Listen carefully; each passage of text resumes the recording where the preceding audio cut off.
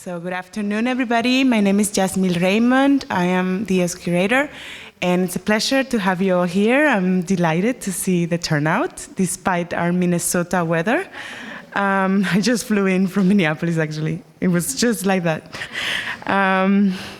Well, today is a special day for us because since 1997, we haven't really had this program at DIA. For many of you who have been friends of DIA for a long time and followers, know that this series, the discussions in contemporary culture, were initiated in 1987 by Charlie Wright, DIA's first director, in collaboration with Hal Foster. And those series ran all the way into 1997, so for about a decade. And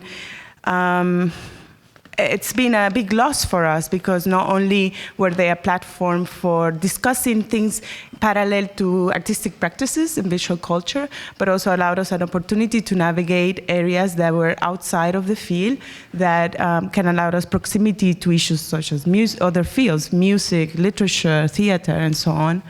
So about 2 years ago, we began reinstated some of the programs that were held here in Chelsea early on, and trying to bring back again our programs as they used to be.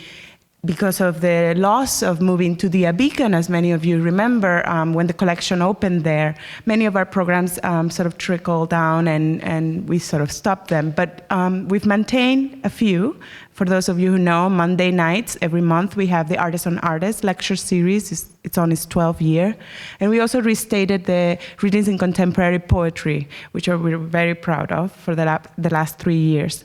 And now we reinstated the Discussions in Contemporary Culture. Manuel Sirauki, who's Associate Curator here at DIA, is the spearheading the program, and he will do the introductions of tonight's speakers.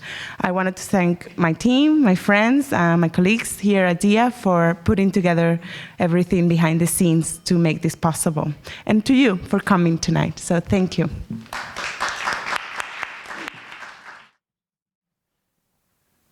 So hello everybody. Thank you Yasmil. Thank you everybody for coming in this unfriendly day to this first conference of the Monumentality, Monumentalization series. I will just try to say a few introductory words about the genesis and the critical goals of this series before I introduce our two guest speakers, Professors Svetlana Boym and Tom McDonough.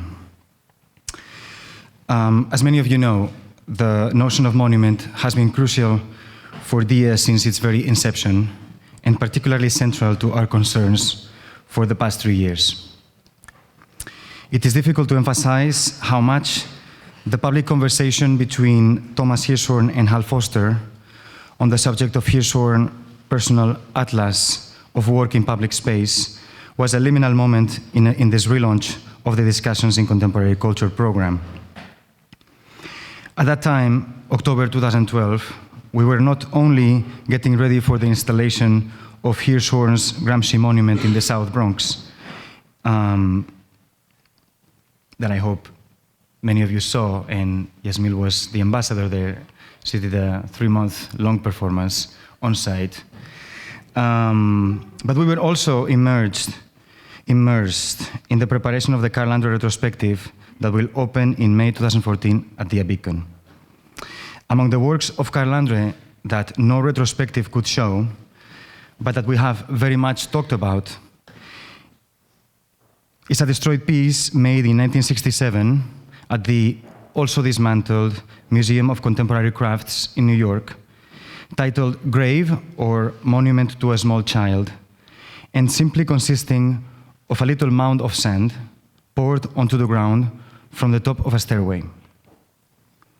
One of the first conversations that I had with Yasmil Raymond on the subject of monumentality had to do with Jean-Luc Moulin's exhibition at the Beacon, which also took place in 2012, and the articulation of memory and/or memorialization and resistance in Moulin's recent work.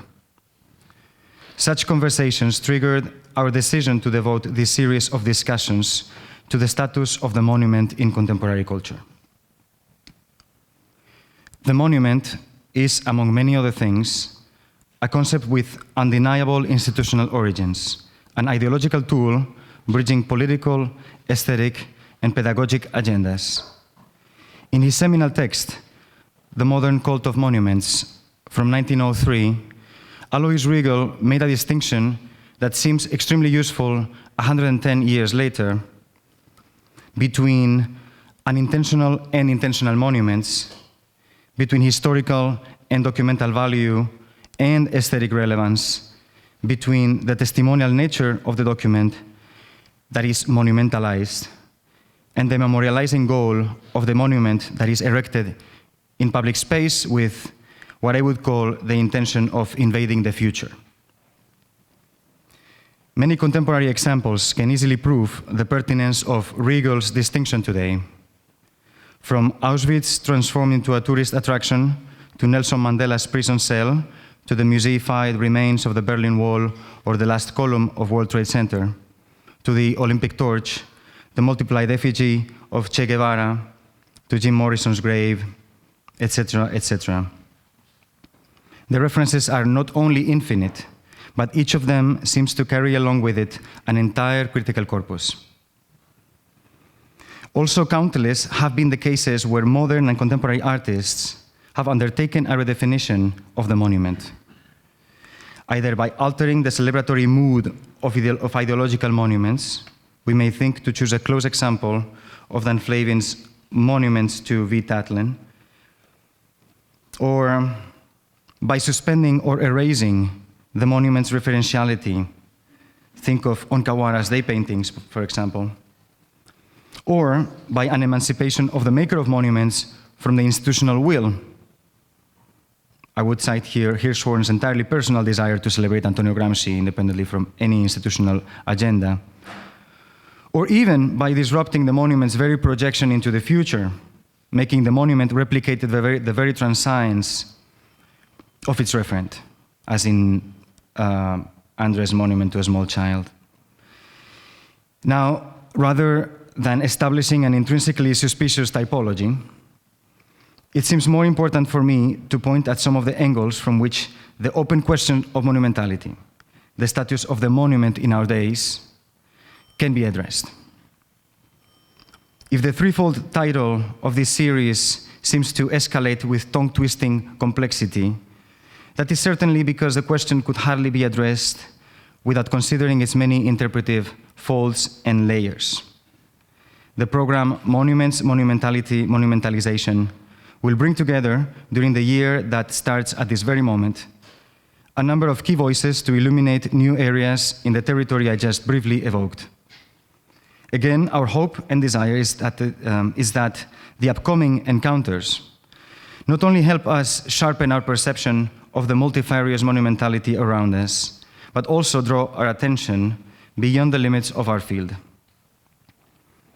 And now, I would like to introduce the first guests of the series.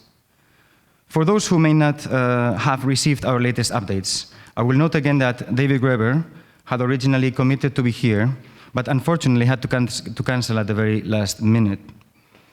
This said, I am enthusiastic that Professor Svetlana Boym and Tom McDonough are with us today, and that we will have a little extra time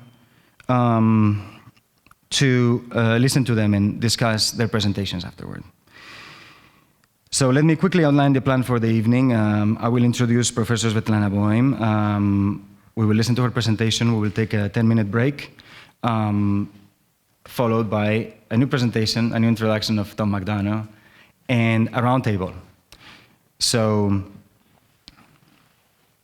everyone is welcome to formulate questions at that time, and not after Svetlana Boym's lecture. So you're all invited to talk afterwards. So Svetlana, Professor Svetlana Boym is a writer, theorist, and artist. She's the author, I would say curator as well. She's the author of Another Freedom, The Alternative History of an Idea, published by University of Chicago Press in 2010. Architecture of the Off-Modern, published by Princeton Architectural Press in 2008. Territories of Terror, Memories and Mythologies of Gulag in Contemporary Art, published by the Boston University Art Gallery in 2006. The novel Ninoshka, published by SUNY 2003, and The Future of Nostalgia, Basic Books 2001. Select exhibitions include Off-Modern, Ruins of the Future, at the Moscow Biennial very recently, in 2013, Phantasmagorias of History at the Watchtower in Berlin in 2010 as part of the Biennale, and Historiar Imaginar at the Centro de Arte 2 de Mayo in Madrid in 2009. Svetlana Boym is the Kurt Hugo Reisinger Professor of Slavic and Comparative Literatures at Harvard University and a faculty associate of the Graduate School of Design. Please join me in welcoming Svetlana Boym to these discussions.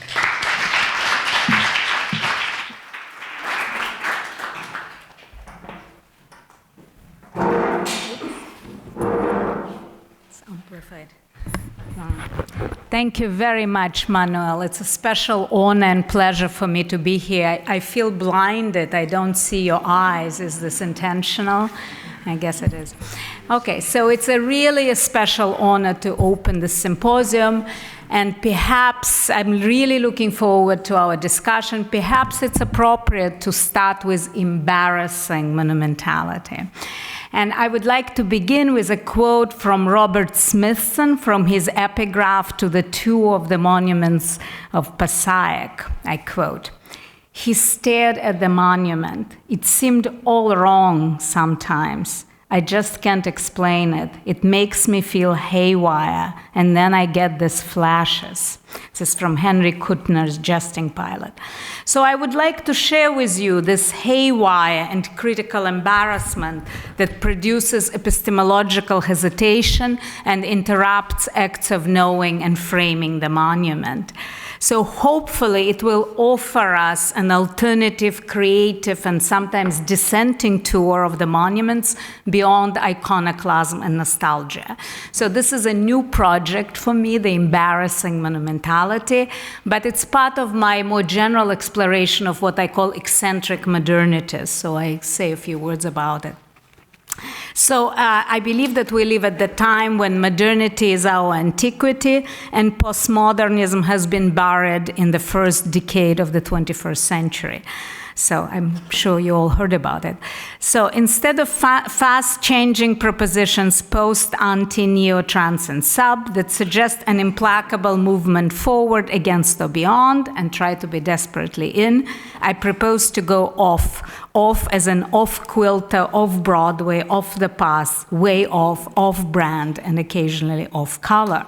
So I defy off-modernism as a kind of modern, rather it's not an ism, as a detour into unexplored potentials of the modern project, which recovers unforeseen pasts and ventures into side alleys of modern history at the margin of error of major philosophical, economic, technological narratives of modernization. So it's all about modernization of as if and modernity of as if and the roads not taken.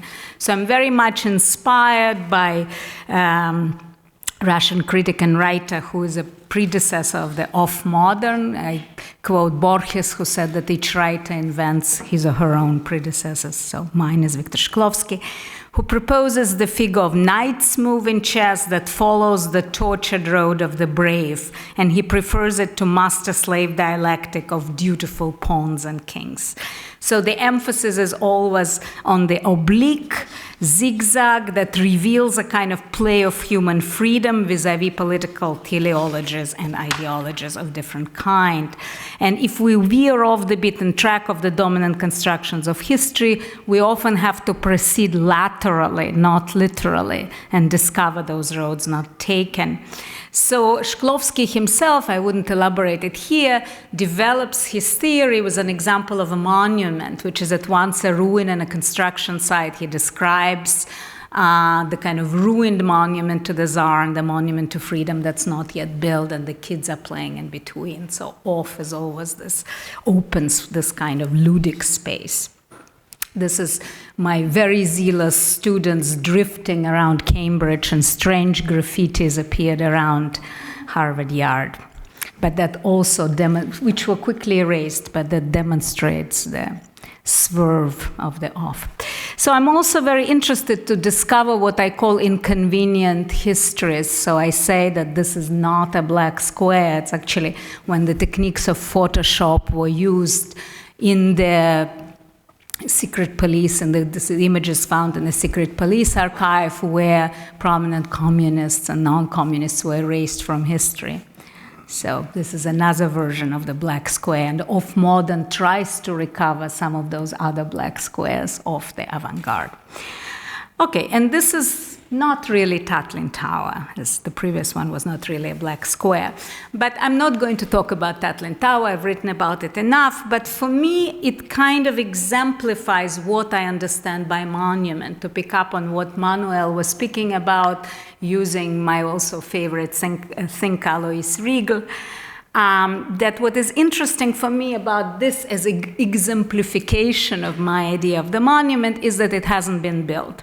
Also, architect Rem Koolhaas said that Tatlin Tower Tatlin actually built the tower. He built it at the moment he transcribed it. Thus, Koolhaas kind of erases the distinction between literary monument or project and actually build monument. And Alois Riegel, going back to the history of the notion of monument, tries to bring back not only monument as a tomb versus memorial, but also literary monuments, narrative monuments, monument as a project, and monument as a building environment. So also what was interesting for me in my work on Tatlin Tower is the kind of shifting scales of monumentality. Manuel again mentioned Flavin. Actually, Tatlin Tower existed as almost a theatrical prop that was carried around in demonstrations. So the monuments are not always site-specific, they travel. And in fact, when they travel and change scales, it's quite interesting. And finally, the last words on Tatlin Tower is the very recent project of William Kentridge. When Tatlin Tower becomes almost anthropomorphic, Kentridge really engages what I would call embarrassing monumentality by questioning megalomaniac aspirations of utopian architecture, yet also continuing with some of its traditions in a rather non-conformist way. And in his Processions, which was a project shown at MoMA, I'm Not a Horse. This horse is not mine. I remember it in Russian. So, where Tatlin Tower appears as a kind of what I call improbable carry-on luggage, kind of a heavy burden and a promise of first aid. There is a cross of first aid on top of Tatlin Tower. So there is something embarrassing about this anthropomorphization of the monument.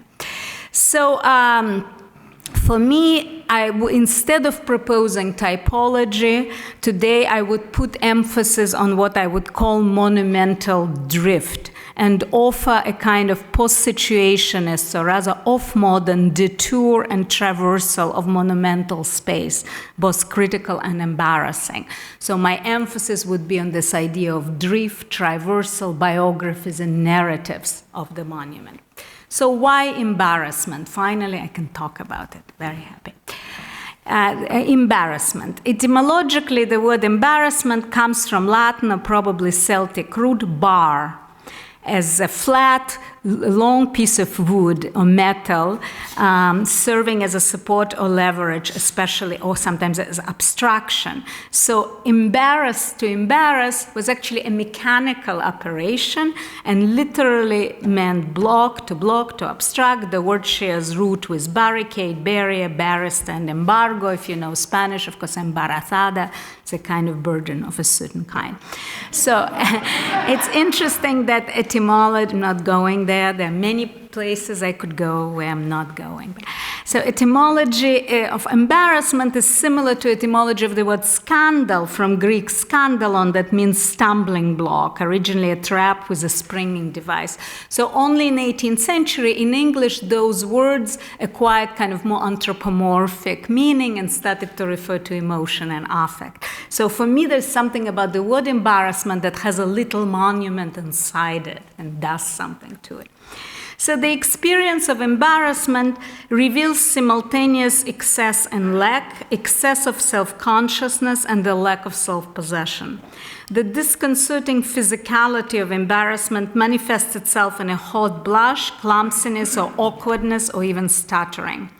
One is, however, never embarrassed in private. The comedy of embarrassment always unfolds in the presence of the others, suggesting a complicated economy of the gaze and an interdependence between the embarrasser, the embarrassed, and the witness, so it's contagious.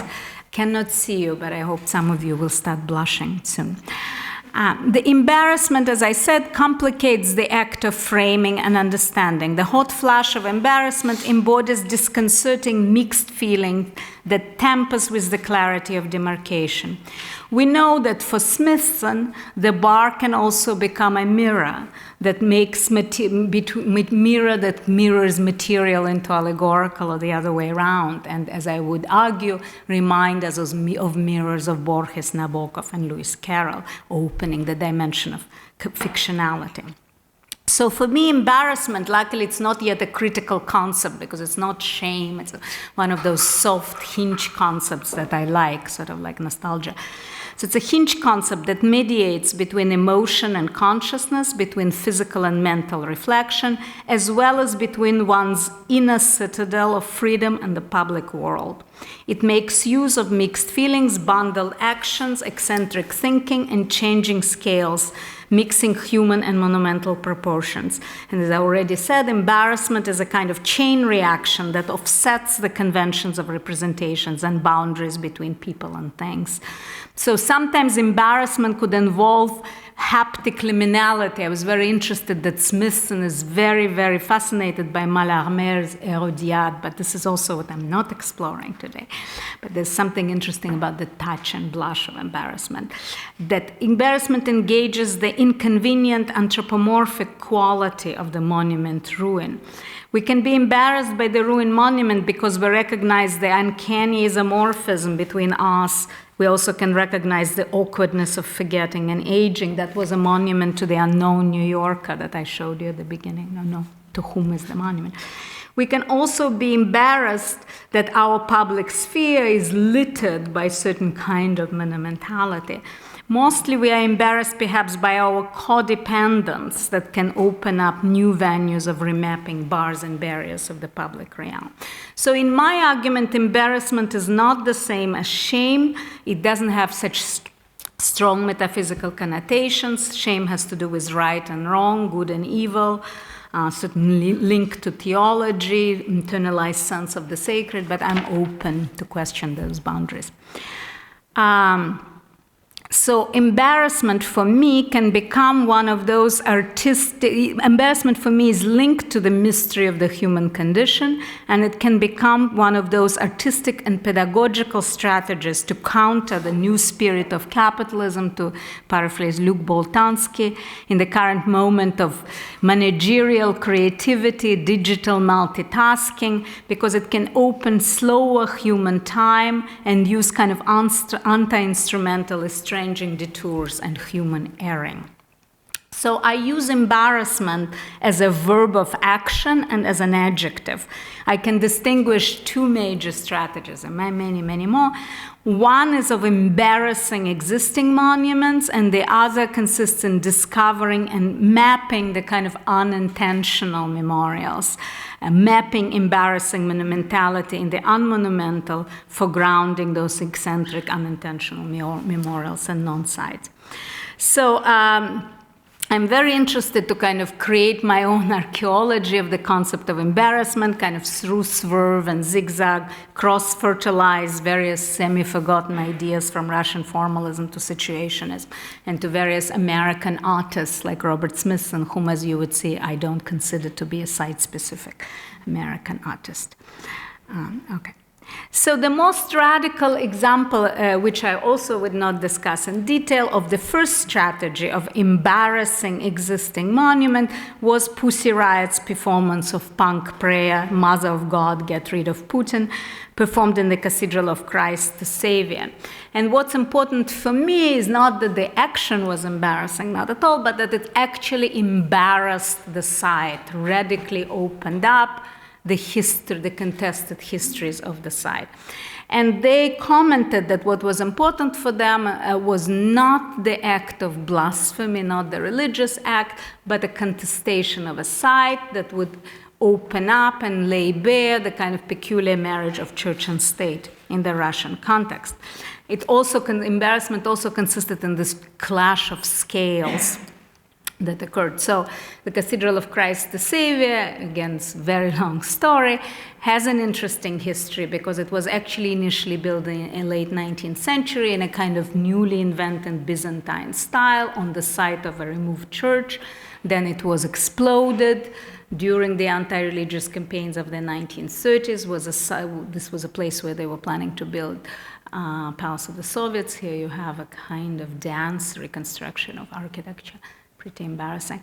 And then it was the largest swimming pool in the Soviet Union. And then in the 90s, this was a very interesting moment when there was a lot of debate what is to be done with the site. And there was the idea that this should be the site of ruins, contested memories. There should be a chapel, but there also should be something bringing forward the disharmonies and conflicted histories. But the site was fenced, and the exact replica of the cathedral was rebuilt.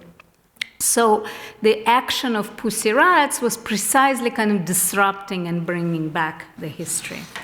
And you know that they paid for their 40-second performance in the cathedral, which the video was later remixed elsewhere in the studio. It was 40 seconds of fame with 2 years of hard labor on the territory of former Gulag camps. So it was also, and they tried to bring in their speeches, they spoke about their action as bringing together the tradition of Russian Urodivi, the Blessed Fool, as well as Russian dissidents, and they referred explicitly to Kafka and Guy Debord. So it was very interesting hybrid of different kind of drifts within different cultures, building boundaries in between. So today I will again not talk about their work in detail, but I would talk more about the second possibility of embarrassing monumentality in the unmonumental. And as Manuel kindly mentioned in his introduction, I just participated and co-curated a show in Moscow called Off Modern and the Ruins of the Future, which was very close to the cathedral. Cathedral is next to Kropotkin subway station. We were next to Barricade subway station. And the idea was to actually do a show that would precisely foreground the ruins. And now I'm in this very privileged position since I was invited to talk at DIA. I wanted to make a kind of archaeological detour and look into prehistory. Where does this idea of the unmonumental, embarrassing monumentality comes from? And I decided to explore something, and this is for me very new work, I would call it a peculiar romance of Robert Smithson and Vladimir Nabokov, who both of them were my kind of predecessors. I did not know about them till I got this fortunate invitation. I mean, I knew about them, of course, but I didn't know that they're so related to the topic before I got an invitation to DIA and decided to explore it. So I would be exploring specifically this kind of idea of embarrassment of the unmonumental and what can be done with it. So my space would not be Russia and America, but what Vladimir Nabokov called Amirossia, an imaginary land between two countries. And of course, Robert Smithson is best known as an American land artist fascinated by entropy, while Vladimir Nabokov is known as Russian-American rootless cosmopolitan artist and an epicure of time, who always seeks the outmoded immortality. Yet I would argue that they travel on parallel tracks that occasionally cross. So the tour to the monuments of Passaic actually starts with an epigraph from Vladimir Nabokov, Today, our unsophisticated cameras record in their own way our hastily assembled and painted world. And in some way, we shall see that Smithson creates his kind of monumental drift, photographs his native Passaic with Nabokov's exilic camera. Well, today we think that our cameras are more sophisticated, but some issues of mimesis that are foregrounded in the story remain. So the tour of the monuments of the Passaic, in my view, is a kind of uncanny odyssey that evokes some of Vladimir Nabokov's guides of home and abroad. Many, many short stories can be brought up here, but specifically Guide to Berlin, Visit to the Museum, and the story Lands that Robert Smithson quotes a lot but never refers to explicitly. And Nabokov's texts really question the boundary between home and abroad, museum and non-museum, native and foreign. So here we have Robert Smithson, who is taking a bus. He tells us exactly how he is taking the bus, and he travels to the place of his birth, Passaic, New Jersey, on one-way ticket. I quote, "I bought a copy of New York Times and a signet paperback called Earthworks by Brian W. Aldiss. I looked at a blurry copy of Samuel Morse's allegorical landscape. The sky was a subtle newspaper gray, and the clouds resembled sensitive stains of sweat reminiscent of a famous Yugoslav watercolorist whose name I have forgotten." So the mood of Smithson drift is between the shades of gray of allegorical and non-allegorical landscape from Hudson Valley to Yugoslavia. He crosses the boundaries between material reality and allegory, and the first monument that he describes is an industrial bridge, and he gives us the date of this bridge, built circa 1899, that happens to be Vladimir Nabokov's birth year. And this monument, which is contemporary of the century, is described in the following way. The Passaic, west end of the bridge, rotated south, while the Rutherford east end rotated north. Such rotations suggested limited movements of the outmoded world.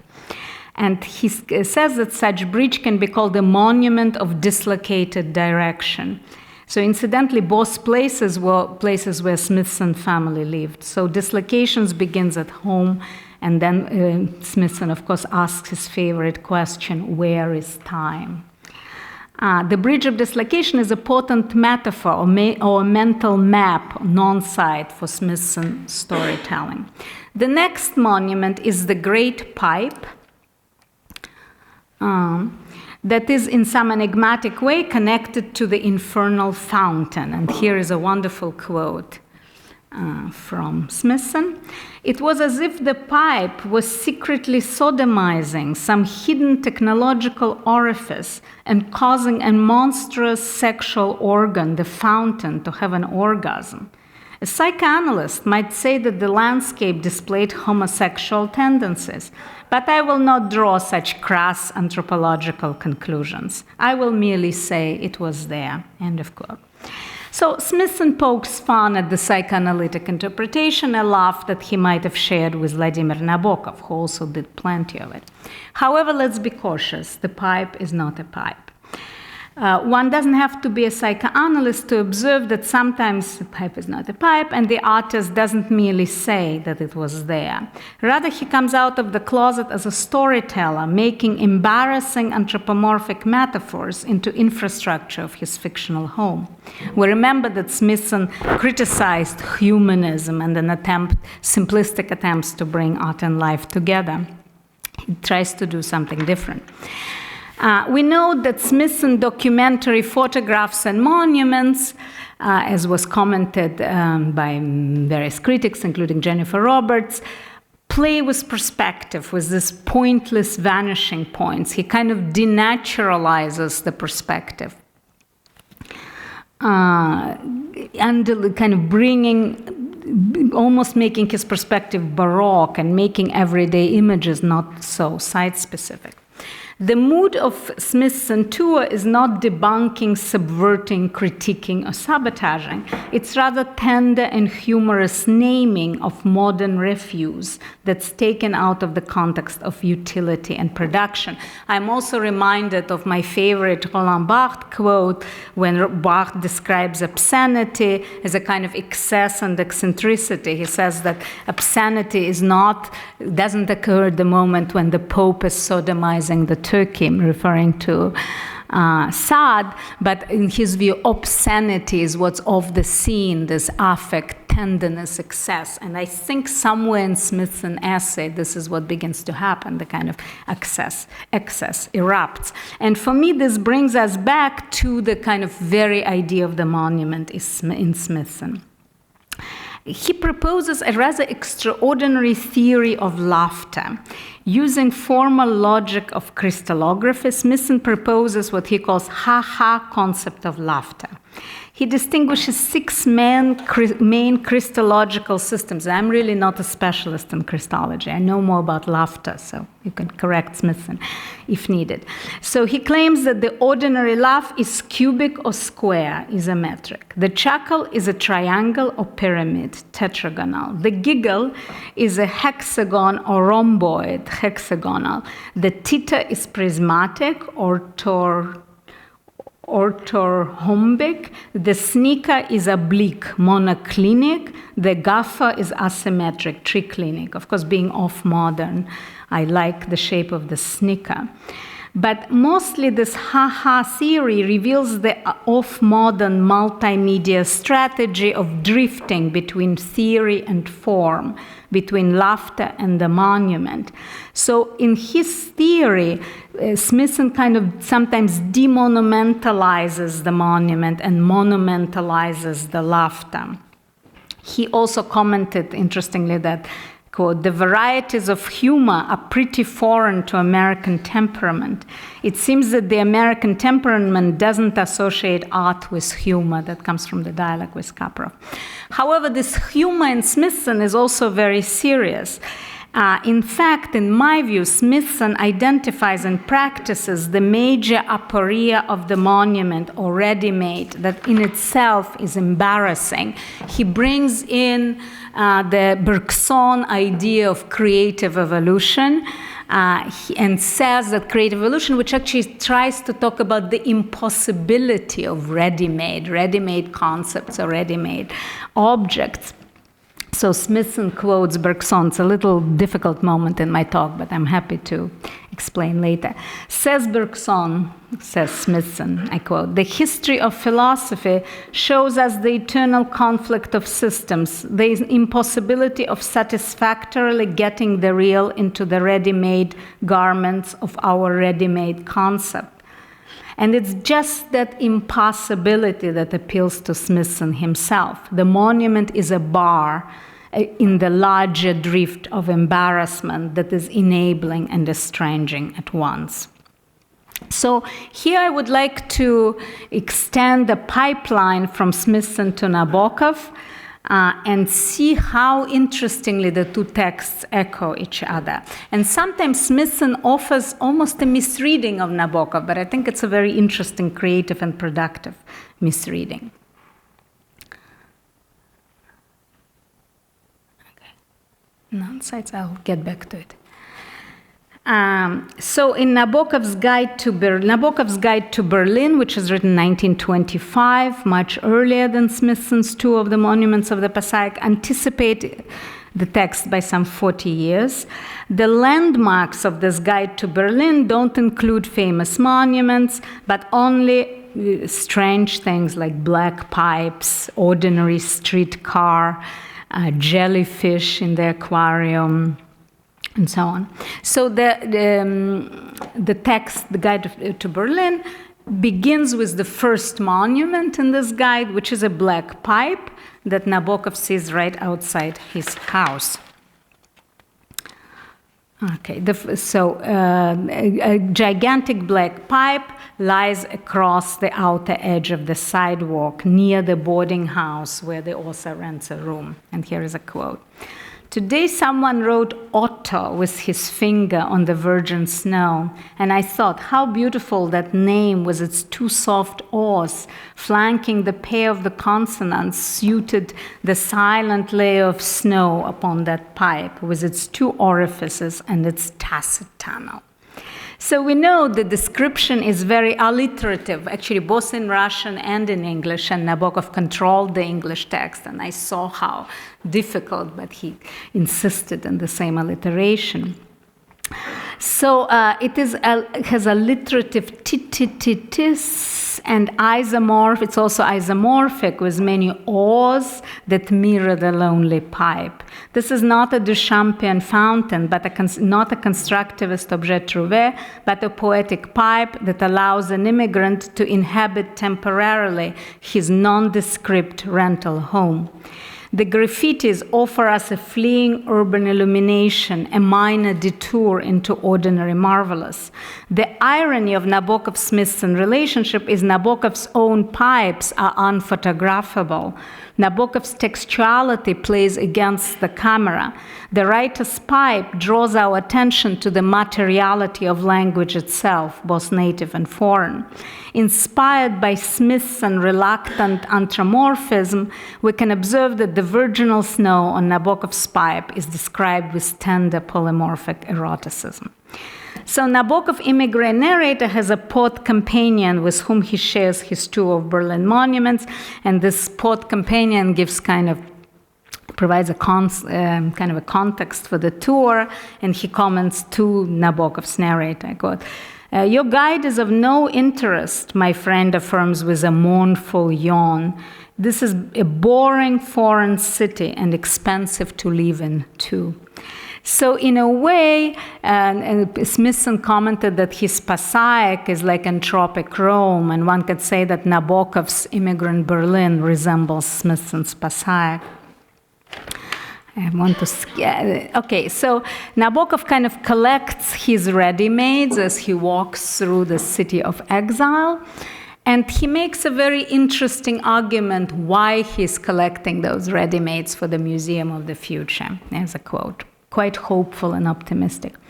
"I think here lies the sense of literary creation, to portray ordinary objects as they will be reflected in the kindly mirrors of the future times, to find in the objects around us the fragrant tenderness that only posterity will discern and appreciate in the far-off times when every trifle of our plain everyday life will become exquisite and festive in its own right."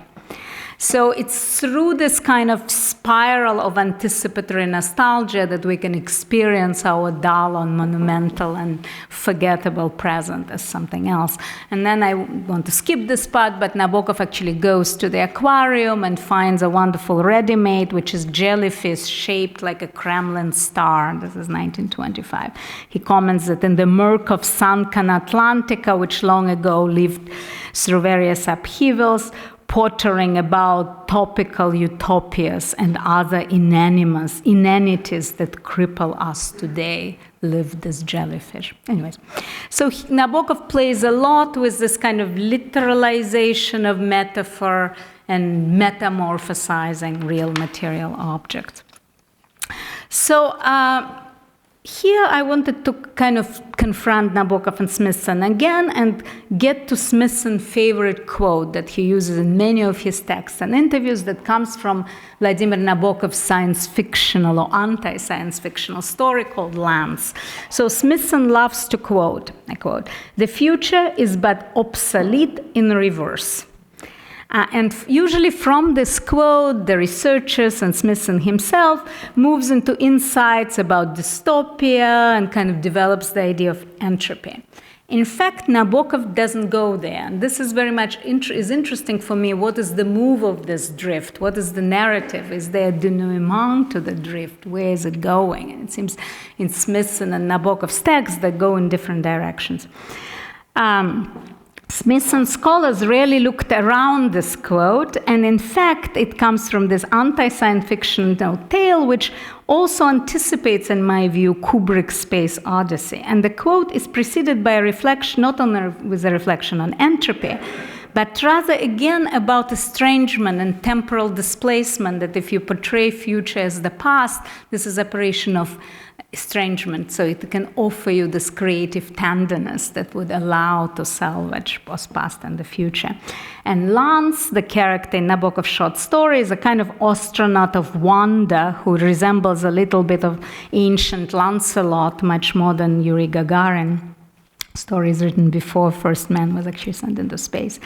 And it's interesting that the word embarrassment is actually used in Nabokov's story when this astronaut returns back and he's embarrassed because he cannot communicate what he had seen and nobody wants to hear that. So embarrassment is a kind of limit of conventional language.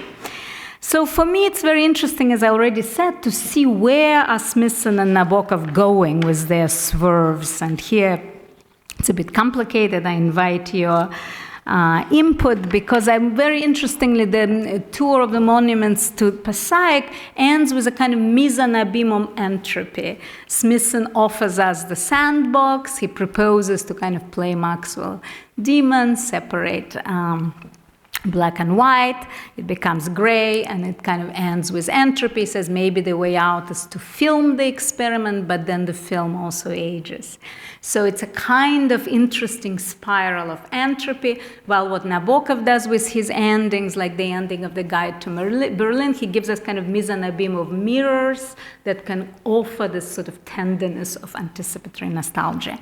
So if we were provisionally to crystallize a joint monument for Nabokov and Smithson that I offer artists in the audience to make a project for, it would be some kind of fragile spiral, not a Tatlin Tower, with some evasive virginal surface. Both Smithson and Nabokov were fascinated by Flaubert's unfinished project La Spirale, which also was actually inspiration for Tatlin, because the spiral contains kind of a cryptic disguise and the possibility of freedom and mimicry.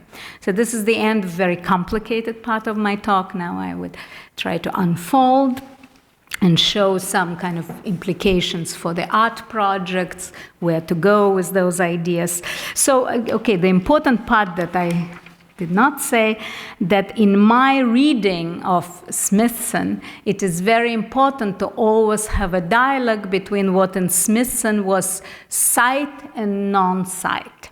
And non-sight is not the same as simply like non-lieu in Marc Auger, or simply something that's not monumental, or the lateral side, something that's off monument spatially. Non-sight for Smithson is also a mental map, or a narrative map, or a fictional text.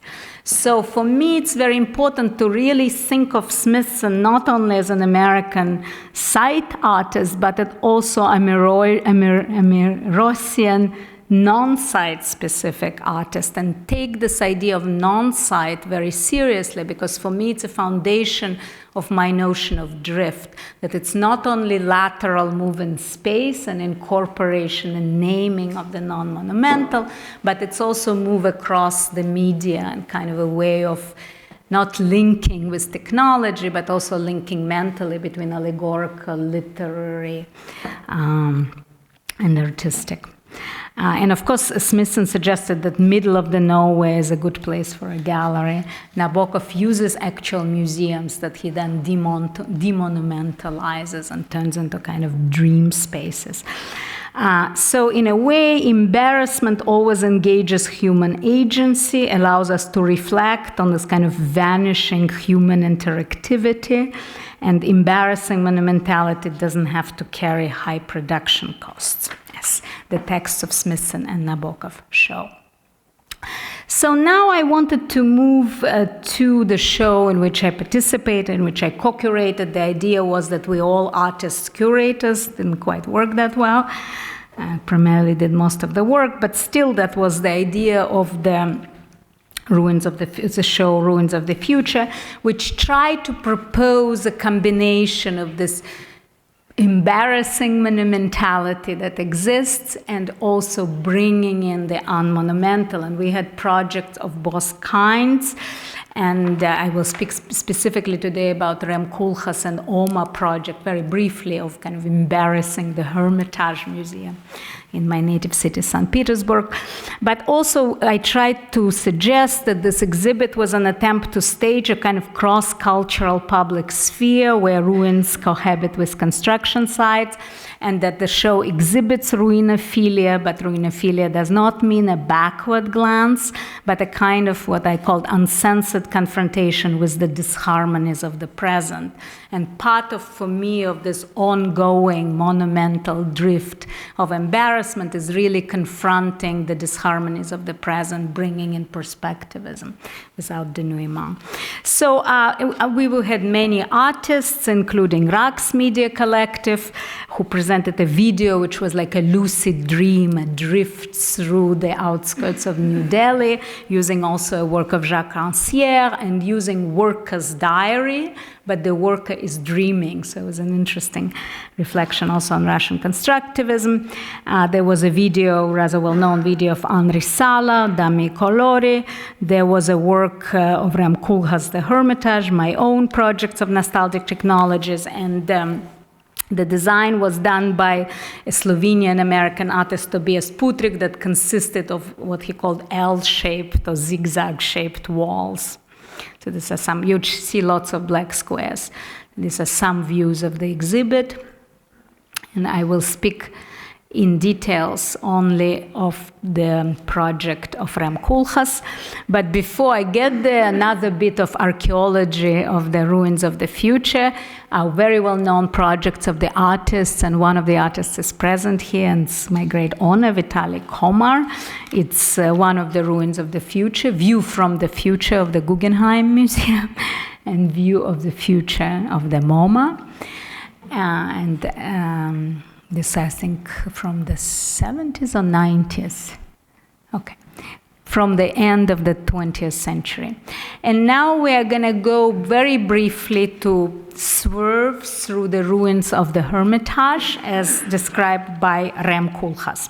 So I actually participated in the discussions around this project. So for me, the process of this embarrassing the museum is also very interesting and part of my discussion. I think makes our discussion of the monument much richer.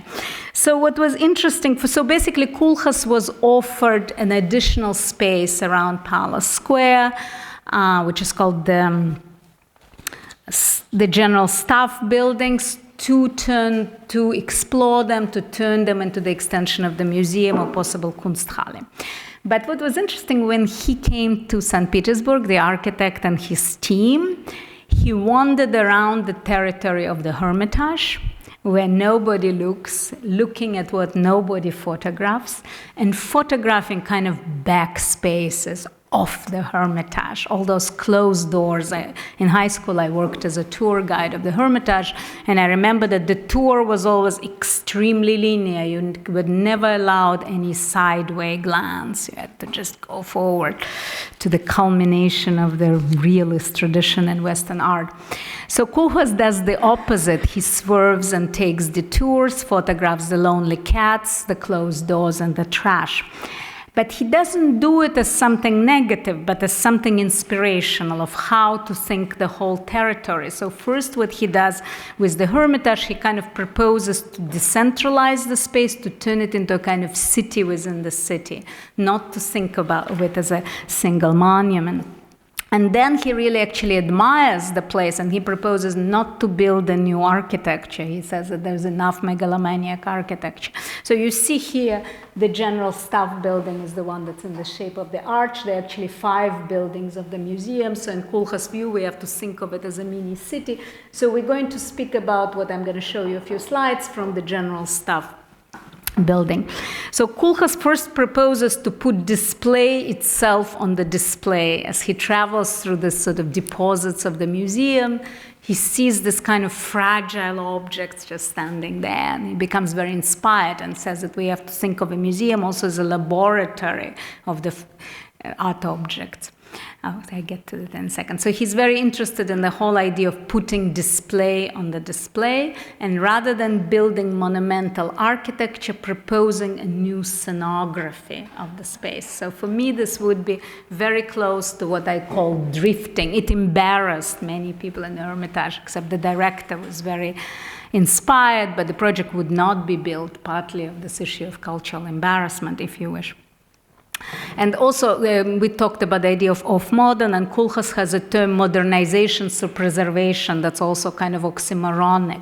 Of course, it's not a preservation, it's kind of creating new drifts and new scenographies of the museum. And here is the inevitable black square that inspired my thinking of the exhibit. So Koolhaas took this photograph, and usually people have embarrassed laughter when I show this image, and I ask the students, people from the museums, why do you laugh? And usually the laughter is because this is the biggest masterpiece of modern art, the suprematist black square, and it hangs on this kind of mustard-colored wall, surrounded by this lovely 19th century curtains, and is not well lit. So we are not in the white box of contemporary museum, but in fact Koolhaas ends up affirming it.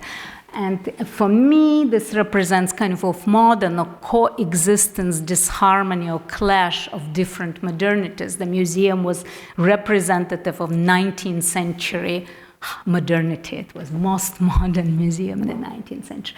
This is what it looks like in the 20th century, and so-called bad lighting actually preserves sort of a unit of atmosphere. And so Koolhaas is very interesting in his new scenography to preserve those experiences. So these are some of his ideas for general staff buildings, which did not especially this abuse of power comes as no surprise, did not quite fly. But it's still a very interesting project as a project, and in our exhibit we showed it so people themselves can play with different images, hang them or take them off. It becomes interactive, but interactivity is really tactile and haptic. So for me the project is open to multiplicity and perspectivism that characterizes modern ruinophilia, which I define as a toleration of ruins, recognition of disharmony, of coexistence of multiple histories and different temporalities, and incorporation of urban practices into architectural design. As an epilogue, I end with my own kind of comment, my own project, because our idea of the off-modern is that the artist has to embarrass him or herself to become a theorist. Theorist can embarrass herself, become an artist. So I'm very interested in commemorating all kinds of bars, borders, barriers that frame our existence. I photographed many off-modern sites, especially in the war zones. This is an image from Sarajevo that are right next to the monument in a way, and I try to avoid becoming a disaster tourist. And I was very interested in kind of this non-monumental facade of international style architecture. You can see satellite dishes spreading out over the ruined balconies in Sarajevo like desert flowers, and the snapshot was taken right after the siege of Sarajevo, and then I dropped accidentally a dandelion on the image. So very quickly, the idea of kind of my comments through the photography on the whole exhibit is to make ruined photographs, to play with era. And I specifically do kind of a mini performance, interrupting my printer in spite of its pre-recorded lamentations. Communication error has occurred, leaving the lines of passage and blotches of transgressive color. This human error demonumentalizes the photographs and also makes it unrepeatable. So an error has an aura. And very finally, just a few images in passing, very finally, the kind of little tribute to Smithson and Nabokov and the whole pipeline of modern art. I did a project called Hydrants Immigrants, which I do work with double practice of collecting immigrant interviews and photographing urban hydrants. And hydrant immigrants are kind of urban tricksters that play hide and seek with memories. The straight photographs of hydrants are accompanied by snippets of immigrant tales, real and imaginary, and the project refers to the tradition of found object and urban data collection from the from the sculpture God by Baroness Elsa von Freytag Lorengoven to Bernd and Hilla Becker water towers. But it also sidetracks and embarrasses this tradition with deviant immigrant storytelling. This is Hydrant meets Joseph Beuys. The stories are on my website. I'll skip the story, but the one hydrant was specifically dedicated to Vladimir Nabokov, this one. And I juxtaposed it with a sentence from Nabokov's short story, "What if I love you?" It's what one immigrant tells the other as the bat passes by her face and she doesn't answer. So this is my last embarrassing tribute to Vladimir Nabokov. So to sum up, I think the embarrassing drift affects our understanding of media, time, technology, pedagogy, and public space. Museum space is not expropriated but repurposed and restaged. Instead of a shrine, it can become a laboratory where display is put on the display. And the off-modern drift engages mixed media, mixed feelings, radical perspectivism, porous time, that's the idea of RAC's Media Collective, mutual embarrassment of art and theory. And very importantly for me, and hopefully Tom will speak about it or we engage into dialogue, for me this idea of drifting defies the idea of project and product and gets back to the longer duration of quest and as well as to the real ephemerality of happening, bringing unforeseen and unexpected into the notion of interactivity beyond algorithms and instructions. So, how to end a lecture? Robert Smithson. This little theory is tentative and could be abandoned at any time. Theories like things are also abandoned. Vanished theories compose the strata of many forgotten books. How to end a text, Vladimir Nabokov. And this is the only immortality you and I may share, my Lolita. And my comment on both. Thank you.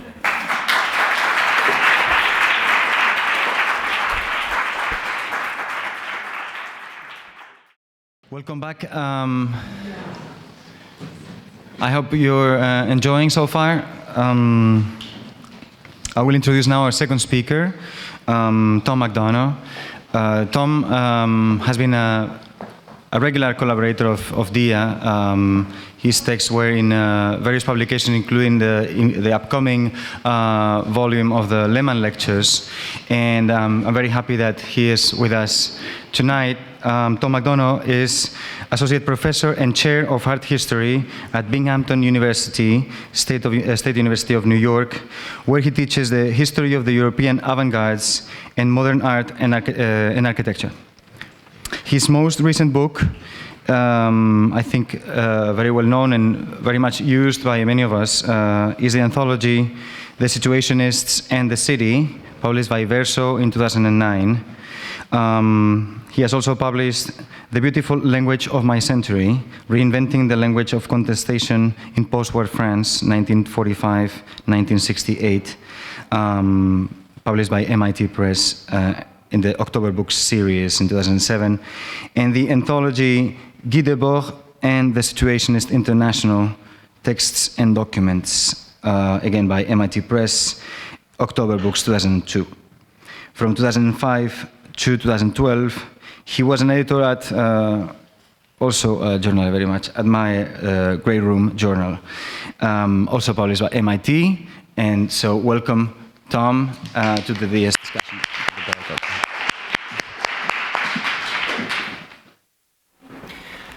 Thank you, Manuel. And I also want to be sure to thank Jasmil for the invitation. And I have to say, you know, not just for this invitation, but for the work that she's done here. I think for me, exhibitions like Jean-Luc Moulin or the Thomas Hirschhorn project have been some of the most inspiring and challenging works and thoughts to have to deal with in recent years. And I don't know whether it's good luck or bad luck to have me speaking here at the kind of first re-inauguration of this series, because the last time I was at ADIA Discussions in Contemporary Culture, I mean, I think it was like the one that got the whole series canceled or something like that. They never published a book from it.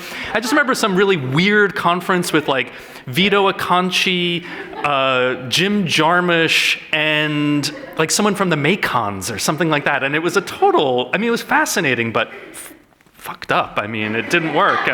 So hopefully, I mean, we had this fantastic presentation by Svetlana, and I'm going to play a very serious art historian's role in a moment, and so I'm sure, like, this is, Exactly. No, I feel really confident about that, And I'm not even going to start by making some, comments about the snow and thank you for coming out, because as Manuel said, I teach in upstate New York. I mean, I live in Binghamton, New York, and it's just like New Yorkers get used to it. This is what my life is like every single day, and so, fuck off. All right, so there we are. All right, and so. I guess I couldn't resist, starting off with this image. There's some kind of weird timing. It makes me feel like, maybe DIA really does command so much more, all the capital we imagine they do, that they could pay off protesters in Kiev to knock down a statue for us to kind of set up the whole series. So I thought, I might begin here. And there was that brief moment a week ago when I thought, oh my God, I should rewrite the entire talk because now there's this really topical thing.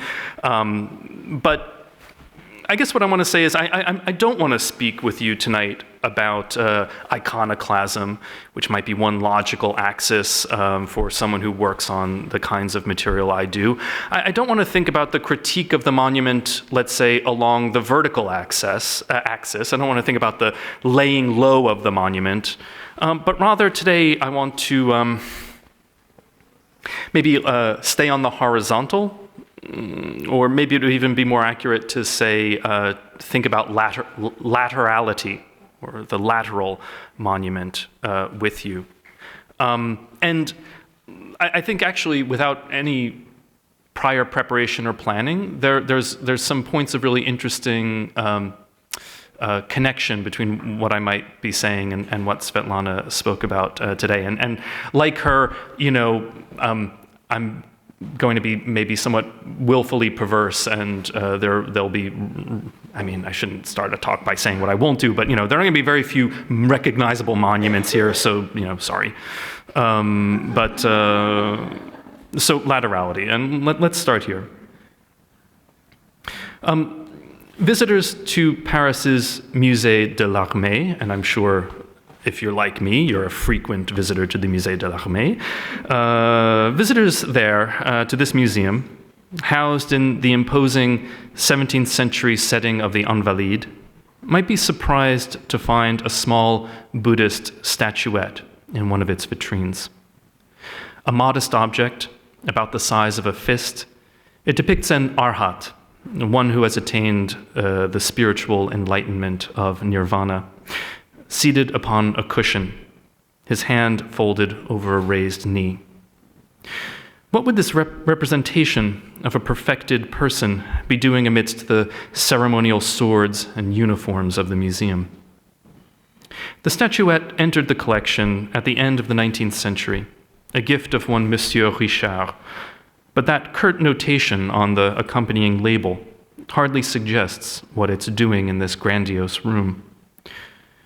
A decade and a half earlier, Monsieur Richard, entered the collection at the very end of the 19th century, I should say, 1899. Right? A decade and a half earlier, Monsieur Richard had in fact been a corporal in the 2nd Marine Infantry Regiment, part of the expeditionary force charged by the Third Republic to complete the conquest and pacification of Indochina, begun in earnest around mid-century.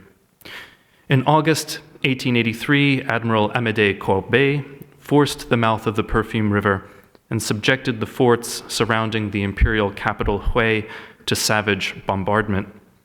The Annamese court quickly concluded an armistice, and on August 25 accepted the French protectorate. It was really the beginning of the end of an independent Indochina. France had already taken over the kind of southern end of Vietnam and Cochin China. So a few weeks later, in mid-September 1883, Corporal Richard found himself in a hamlet in the vicinity of Hue, perhaps as part of France's occupation of the forts along the river. And in the village's pagoda, he found this small statuette, a souvenir of conquest that could easily fit into a knapsack or pouch. Why he chose to donate it in 1899, 16 years after its confiscation from its temple, is less clear. Perhaps it came to seem a less lucky find to the veteran as time passed. Or perhaps, with the pacification of Indochina basically completed by the end of the century, it was given in a more triumphal gesture. There's simply no way of knowing from the archival record. We may be rather more certain, however, of how the Vietnamese Arhat's travels shed a particular light on what Douglas Crimp has called the placelessness of the modern art object. Within the ideology of modernism, taking shape in the métropole at the very moment of the consolidation of its colonial empire, the artwork in its universality was seen to exist in relation to no particular place and can therefore be said to be autonomous or homeless. Meaning was understood to inhere within the object itself as a fixed and trans-historical essence that would determine its belonging in no particular place, a no place that was, as Crimp reminds us, in reality, the museum.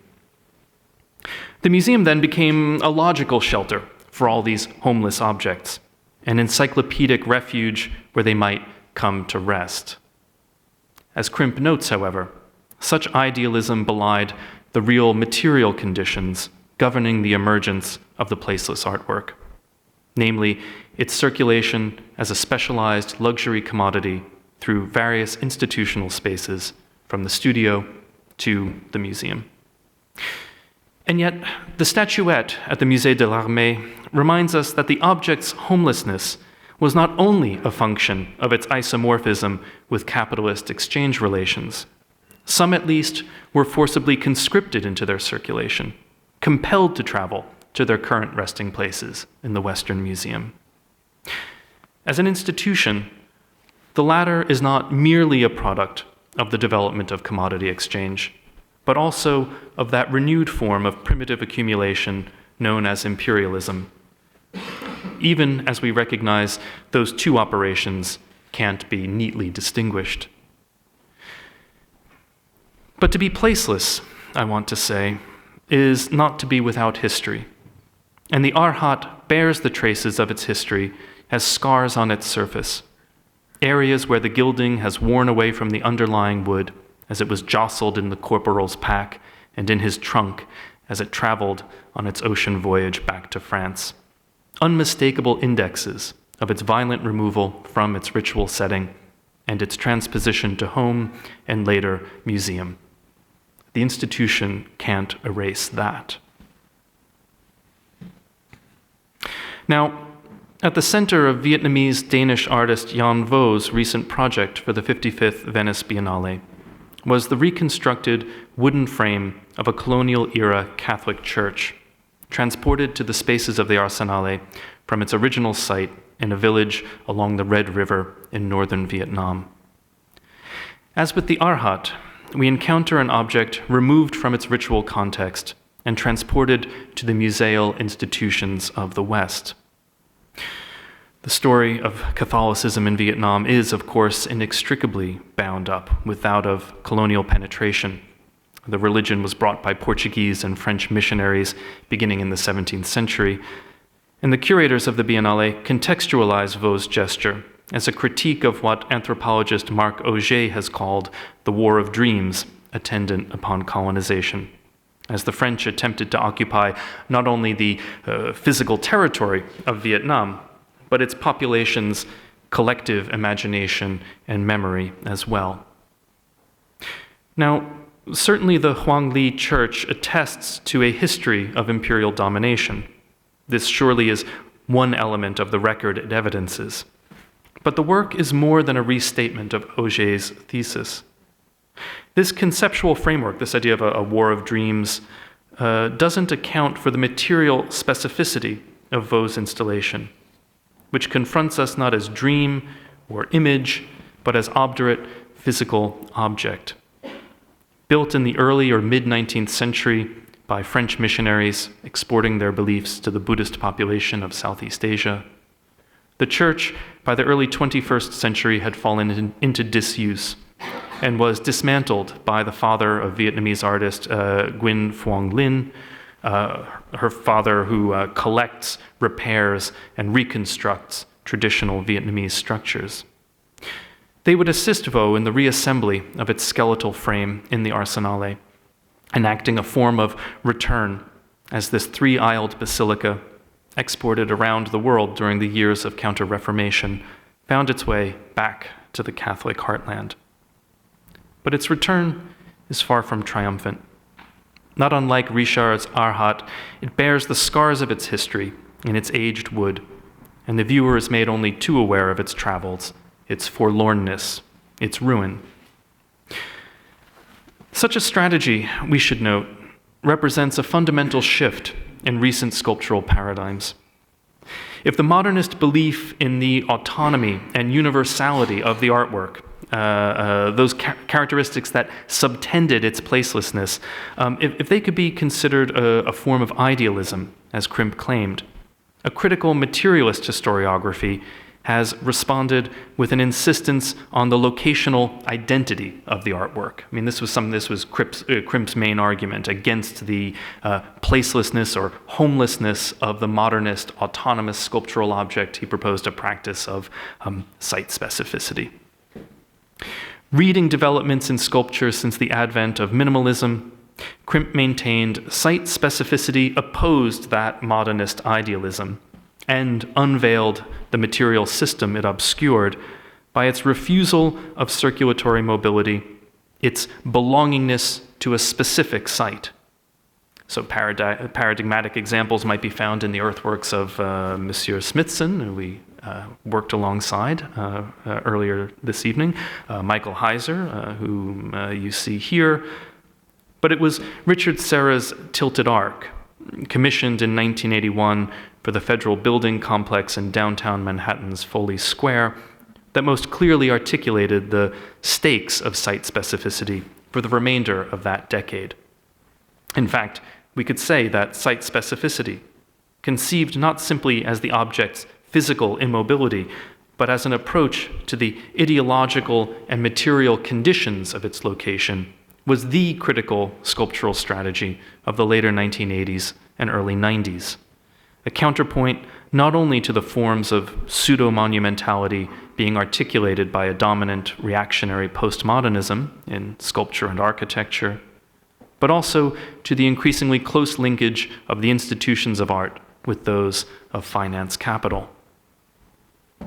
And this would remain true even as site specificity became dematerialized by a subsequent generation of artists and critics in the 1990s, as glossed most significantly by Mi-Wan Kwan, dematerialized into an exploration of various discursive sites of race, class, and gender. I'm just showing you a famous image from Fred Wilson's Mining the Museum project down at the Maryland Historical Society in Baltimore from the early 1990s. You consider kind of a classic example of what Mi-Wan is talking about when she is interested in this notion of a discursive site. Whatever mutations in this concept of site specificity occur between the later 1960s and the early 1990s, it remained a strategy predicated on a belief in the oppositional power of locatedness, whether defined physically or socially. Its power to defy the deterritorializations inherent to commodity exchange. And this oppositional power of place was closely tied to the site-specific monument's ability to indemnify memory. It seems no coincidence that Kwan ends her book with a melancholic reflection on the waning of what she calls the actuality of places and their role in shaping identity amidst the intensification of fragmentation and alienation wrought by a mobilized market economy. And yet today, this investment in sight has been superseded by critical consideration of the circulatory mobility of the object itself and the possibility of assuring memory in its itinerant, portable form. I mean, I think that there's been a return, a shift away from a belief in place as a site for an oppositional practice, and instead a return to precisely the mobile object, which had seemed such a problematic arena for Crimp and later critics. Mobility, which has generally been understood as antithetical to memory, and hence to the monument itself, conceived as Denkmal, as a space for thought, now becomes invested with a mnemonic function. It's like my homage to Benjamin Buchloh. To use the word mnemonic and an amnesiac culture, I need to do it here for him. This one's for you, Benjamin. Okay. He doesn't, you don't really shout out Benjamin Buchloh so often, but I just feel like, got to do it. It's like, all right. It was a point not to, he's not heaven, it's a Columbia. Or Harvard. What am I saying? Sorry. Okay, sorry. We may not typically encounter Vaux's work in those public spaces of the city where monuments are to be found, in parks or urban squares. And its scale tends more toward the intimate than the grandiose, the Huangli Church being an exception. But nevertheless, his sculptures and objects frequently fulfill this main task of the monument. If the transposition of the church did not signal that clearly enough, Vaux accompanied it in Venice by other works that made his installation a veritable catalog of the homelessness of the artwork, the indeterminacy of its site, and the ruined traces these mobile objects leave behind. And you'll notice in the image here, accompanying the architectural frame are these large velvet fabrics that once hung in other Catholic churches, fabrics that have been bleached over the years by exposure to light, except where relics and icons once hung, producing ghostly vestiges, almost like a primitive photography, a literal writing with light. In fact, we could say that, as an entirety, this installation was produced under the sign of absence, something that becomes apparent in the artist's recounting of its origins during his travels through southern Italy, retracing the itinerary of Italian Baroque painter Caravaggio. He says in an interview, "On this journey in Syracuse, Sicily, I discovered the place where Caravaggio painted the burial of Santa Lucia in 1608. This was the most beautiful experience because the painting, as well as the actual burial, the grave, was gone. And I would just say the painting was removed from the Basilica di Santa Lucia al Sepolcro to the Palazzo Bellomo after a recent restoration. It was had undergone restoration, was moved to the museum." Vaux continues, "When Constantine moved the capital to Istanbul, to Constantinople, he took Santa Lucia's bones with him. That was what triggered the installation in Venice, thinking about how things move, how history moves things." Now, okay, let's just say Vaux's history may be inaccurate. This is like my anal retentive academic side. I just remind you, of course, as you all remember from your Byzantine history courses, it was not certainly the Roman Emperor Constantine, but the Byzantine general. Which one, Juliana? Yes, right, Giorgio Maniace. Giorgio, who in the 11th century carried Santa Lucia's body back to Constantinople. I'm writing a note to Jan as we speak about this, just to make sure he doesn't make that embarrassing mistake again. Vaux's history may be inaccurate, but his experience in this Sicilian church of the movement of cultural artifacts, from saints' relics to celebrated altarpieces, would spur the ensemble of works in the Biennale. One of them, a large, empty wooden stretcher, alludes directly to that trip. and is perhaps the clearest indication of his concern with how history moves things, and with the violence attendant upon that movement. Its title specifies that it once held Caravaggio's Nativity with San Lorenzo and San Francesco of 1609, another of the large paintings he had completed in Sicily shortly before his death. It hung above the altar of the Oratorio di San Lorenzo in Palermo since its completion, since 1609, until it was stolen in October 1969 in a theft generally attributed to local organized crime. The painting hasn't been seen since, and most experts believe it was destroyed either during its removal from the church or sometime afterward. There are all these amazing stories that circulate. One has it that the thieves, when they cut it off the frame, basically ruined the painting, and they brought it to the collector who had commissioned this crime. And when they took it out and unrolled it for him, the collector, wept bitterly to see this masterpiece destroyed. That's a good version. There's a better one, though, even. There's even a better one. Yes, indeed. Another has it that the mafiosi who stole it decided to hide it in a barn in the Sicilian countryside, and they shoved it away in the barn, and that the pigs and the goats ate the painting. That's like, you know what I call that story? I call that a Binghamton, New York story. Honestly, you have to be very careful. You can't leave your iPhone, like here in New York, you can leave like your iPod, iPhone out or whatever. In Binghamton, a goat or a pig will eat it. Like that. It's amazing. So this, the theft means that Caravaggio's Nativity is, in a sense, no longer an image, but an object. It's been reduced to the material substrate of its stretcher.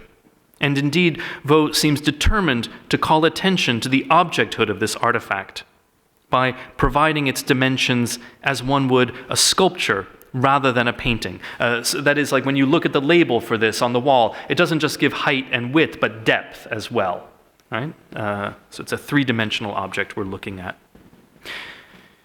Here is another ruin, then, whose torn canvas shreds still hanging from the wood attest to its violent excision from its, let's say, proper place, and its being put into circulation.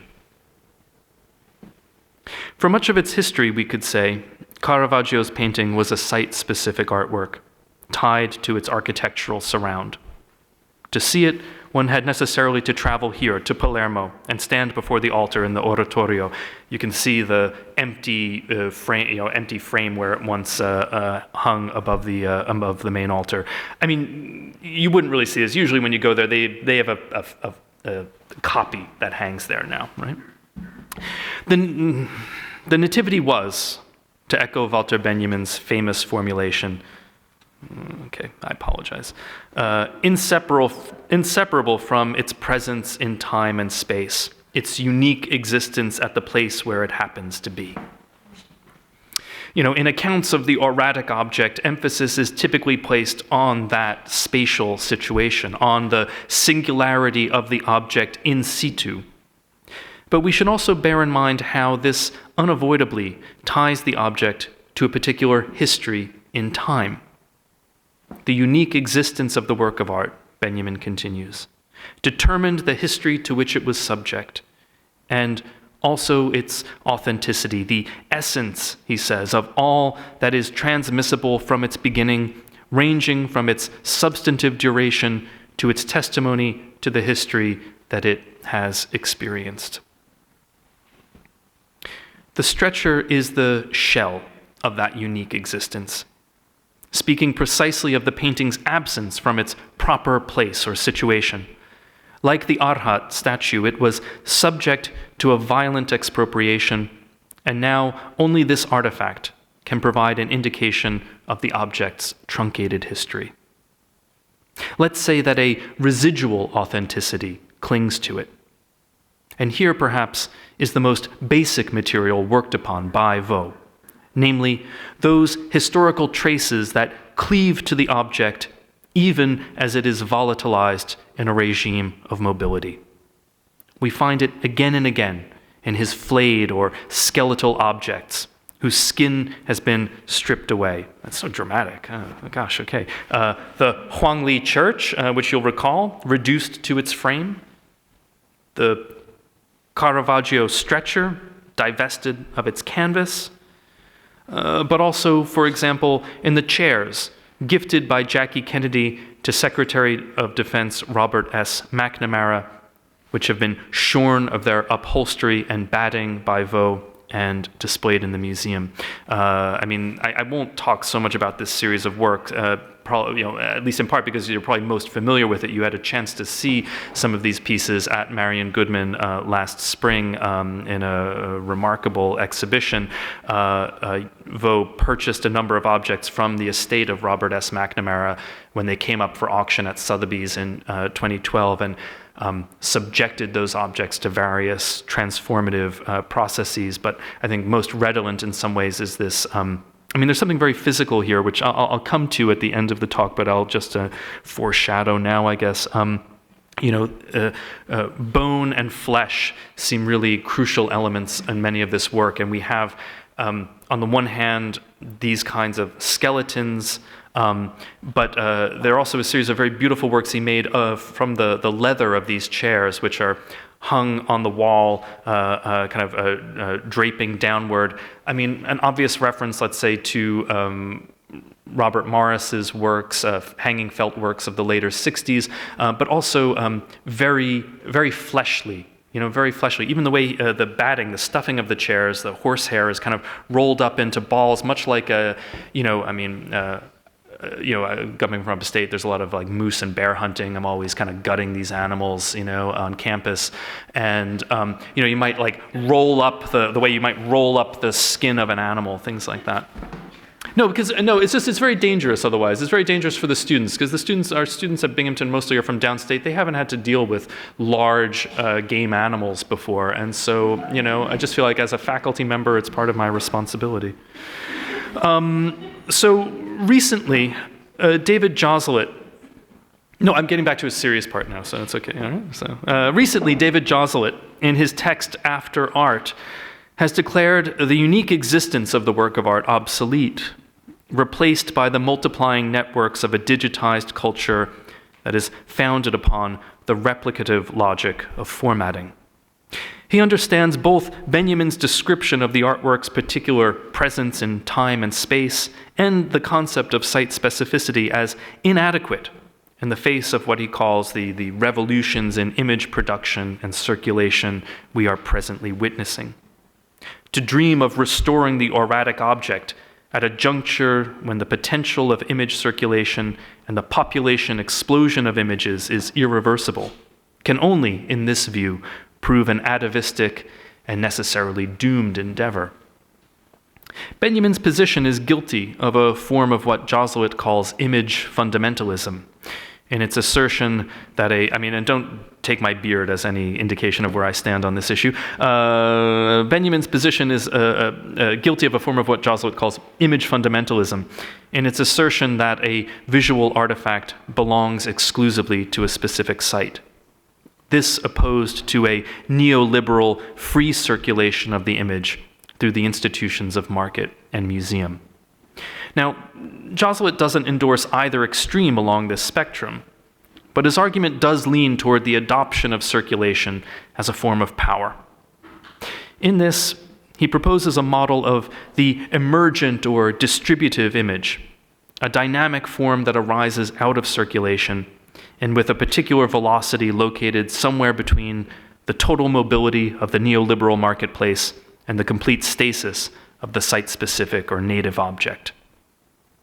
The corollary of such a view is Jossellett's dismissal of an object-based aesthetics in favor of an understanding of aesthetic objects as forms crystallizing out of a population or currency of images, along the lines of parametric design and other computer-based modeling systems in architecture.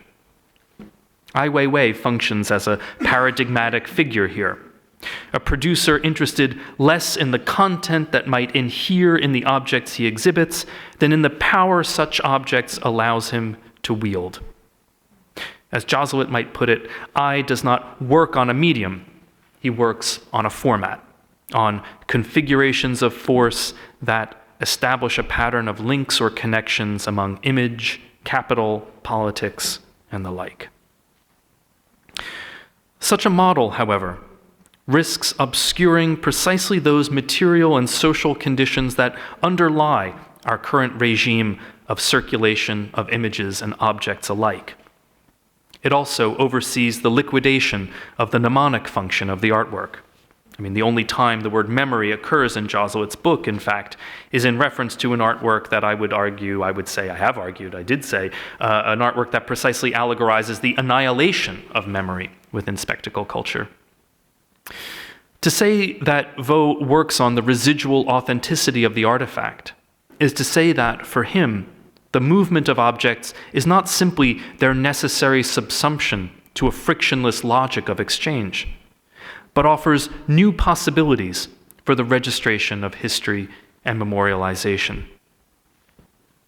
He's made that obvious in his labor-intensive exhibitions of traveling archives, most notably in his presentation of a selection of the artifacts assembled over decades by the artist Martin Wong in collaboration with his mother, Florence Wong Fai, and preserved in her San Francisco home since Wong's death in 1999. As presented at the Guggenheim Museum earlier this year, I Am You, You Are Too, the title borrowed from Wong's calling cards, tentatively launches this heterogeneous domestic archive which ranges from artworks to mass cultural detritus into the circulatory spaces of the museum institution, questioning at least two of its traditional guarantors of value: the singularity of the author function and the scarcity of the luxury commodity. But the work is also organized along a libidinal axis of identification and not simply one of critique. Vaux creates a dialogue through his transposition, opening up the possibility of communication with this absent figure. And perhaps the space of the museum plays a crucial role in establishing that possibility. I mean, we notice that Vaux doesn't attempt to reproduce the setting of Wang Fi's home. I mean, this isn't an immersive installation or environment, and we remain always conscious of viewing these objects in a foreign situation. In other words, the placelessness of the object within the museum's white cube here becomes constitutive of its critical force. This is not institutional critique, we could say, but a critical inhabitation of the logics of dispersal inherent to the cultural object in our time. And it's important to note that Vaux is not alone in this operation. To recall only two relatively recent examples, in the personal effects of Theo Grünberg, Simon Fujiwara reconstructed the composite biography of a 136-year-old man through the library. Books, journals, records, photographs, memorabilia, the library that he came across by chance in a Berlin flea market. Fujiwara's Grünberg is a concatenation of several actual historical individuals: an anthropologist in the Amazon, a sexologist in Germany, but he's also, through the objects he left behind, a cipher the artist could come to inhabit in the fundamentally homeless space of the museum. Or we might think of Martha Rosler's garage sales, held irregularly since 1973, but with increasing frequency over the last decade, including the Meta Monumental garage sale in the atrium of the Museum of Modern Art in 2012. I mean, she was too tough a negotiator, you know? I would have bought something, but she wouldn't budge, you know? These garage sales that similarly insist on the social life of objects and the unstable boundaries between use and exchange values as they travel through varied trade networks. This concern with circulation, and I mean, we could even think here of Moira Davies' mail pieces, the photographic mail works, I think could just as easily come in here as an example, and would be a very apropos one. This concern with circulation represents a profound modification of sculptural practice away from the predicates of site specificity. But at the same time, it also paradoxically returns sculpture to some of the traditional functions of the monument. Those functions, typically rendered as commemorative, have been refused by the site-specific artwork that, as Johanna Burton argues, exerted some presence rather than functioning as markers of absence, as did the pre-modernist sculpture as monument. I want to argue that without atavistically restoring a pre-modern monumentality, these artists conjoin placelessness and absence in practices of dispersal. That is to say, while they are no image fundamentalists, while they make no claim for the object's repatriation to its proper place, their concern, as we have seen, is with the very impossibility of such a place in the contemporary world. These artists insist on its circulatory mobility as profoundly concrete. Images and objects are not the fungible entities Jesuit proposes, and their capacity for replication, remediation, and dissemination at variable velocities has its limits and is always entailed by relations of power and varying degrees of coercion and violence. This is evident in all Vaux's work, but is emblematized in his series of cardboard box sculptures. Vaux collects these boxes, generally used to hold popular beverage brands like Budweiser or Evian. He collects them after their functional life is complete and ships them to Thailand, where their trademark logos are printed onto them in gold leaf. This gilding has obvious symbolic resonance, right? Signaling the humble object's revaluation as it definitively leaves the circuit of one form of commodity exchange, where the box had served only as packaging, and enters another luxury market as a unique artwork to be traded in a rather more rarefied setting. Or rather, Vaux holds both states in tension. We are aware of their status of artworks, but their visible postage marks and the fact that when exhibited he lists their weight rather than their dimensions remind us of their earlier life as mere parcel. One might compare their material factuality and humbleness with Robert Rauschenberg's cardboard boxes of the early 1970s, but Vaux's use of silkscreen and stencil suggests the true interlocutor is undoubtedly Rauschenberg's own reference point, Andy Warhol's various boxes of 1964. In a famous encounter, a young philosopher once confronted these boxes during their first display and was compelled to ask what might distinguish a work of art that is aesthetically identical to a real thing. Danto's idealist answer lay in a particular discursive regime of art, where a materialist might respond that it is the institution, and in the last instance, capital itself, that determines the distinction. Vaux, however, suggests that while the two, artwork and real thing, as commodities, might share a certain mobility, the artwork volatilizes that condition and prolongs it indefinitely. The vitrine, in this case, is a ruse. It doesn't entrap the object, but by signifying its preciosity, guarantees its infinite exchangeability, at least for the lifetime of these highly unstable materials. Vaux thereby allows us to confront the regime of circulation that governs objects generally, and with a particular poignancy. In these reflections on Vaux's sculptural practice, I've been suggesting the ways in which his assumption of the artwork's placelessness as material datum is counterposed to those forms of dematerialization and accelerated mobilization dependent upon image technologies of reformatting and dissemination, characteristic of an emergent. Oh my God, that's a long bloody sentence. I don't know how did I not catch that? Counterposed to those forms of dematerialization and accelerated mobilization dependent upon image. Oh God, I'm sorry, I can't even read this. Who wrote this thing? Yes. Okay, so we have this artwork's placelessness as material datum versus, dematerialization, accelerated mobilization, reformatting, dissemination, characteristic, here I'm going to get to the end of it, of an emergent regime of immaterial labor. You see, it was worth it. There we go. History is registered in the work. History is registered in the work as physical trace and as what I have called a residual authenticity. In other words, as ruin. Digital information can degrade, and it can be corrupted, but it cannot be subject to a process of ruination. And this makes the object like a person, whence the love of ruins, as Jacques Derrida wrote, and the fact that the scopic pulsion, voyeurism itself, is always on the lookout for the originary ruin. a narcissistic melancholy, a memory in mourning of love itself.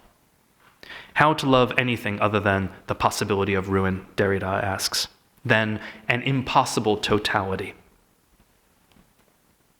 Sometimes those boxes, not cardboard in these cases, but wooden crates, carnation condensed milk, sometimes those boxes contain neatly sawed-off fragments of sculpture, Procrustean beds for a 16th or 17th century torso of Christ, as you see here, or for a concrete cast of legs from the knees down, toenails painted silver, its title referencing Grunwald's Isenheim altarpiece. The first of these works was the first of these chopped up sculptures, that is, was a 16th century wood statue of Saint Joseph, acquired in 2008 in Amsterdam, which the artist sliced into 6 parts, so that it could fit, he has remarked, into his carry-on luggage, had to carry it on an EasyJet plane. One could see a related work, derived from a 15th century wood carving, at his recent exhibition at the Renaissance Society in Chicago. He's made an explicit connection between the mobility of such devotional objects in the Renaissance and the present-day circulation of contemporary art. I think of the slicing up as a response to world history, to the dominance of Western cultures. We've always brought these items around the world. The exportation of religious relics is similar to the transport of art for today's international biennials and fairs. But these are also, we should note, some of the artist's most elegiac works, recalling the fragmented bodies of Robert Gober in their fragility and their uncanny quality. The reference is not only to the world historical, but also, one feels, to something much more private. Absence here is conjugated with personal loss. This is true also of the images of dismemberment that Vaux has repeatedly referenced. The invitation card for one recent exhibition reproduced a 16th century engraving of the torture, dismemberment, and consumption of Spaniards by the Aztecs. They're pouring molten gold into that poor conquistador's mouth in the front.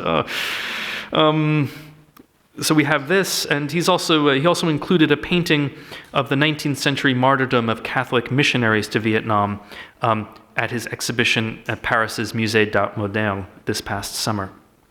Here we see it. The reference is certainly ambiguous. On one hand, it's a testament to Vietnamese resistance to Western encroachment. Hostility to the French became imperial policy in the early 19th century, and an edict of 1825 declared that the perverse religion of the European was corrupting the hearts of men. Between 1833 and 1838, 7 missionaries were sentenced to death and executed. On the other hand, Vaux's family is Catholic, so the identification with the scene must necessarily be equivocal. Perhaps we can hear an echo of that undecidability in a remark made to an interviewer in 2009. "I see myself," Vaux explained, "like any other person, as a container that has inherited these infinite traces of history without inheriting any direction." I read it as a coded Bob Dylan reference, personally.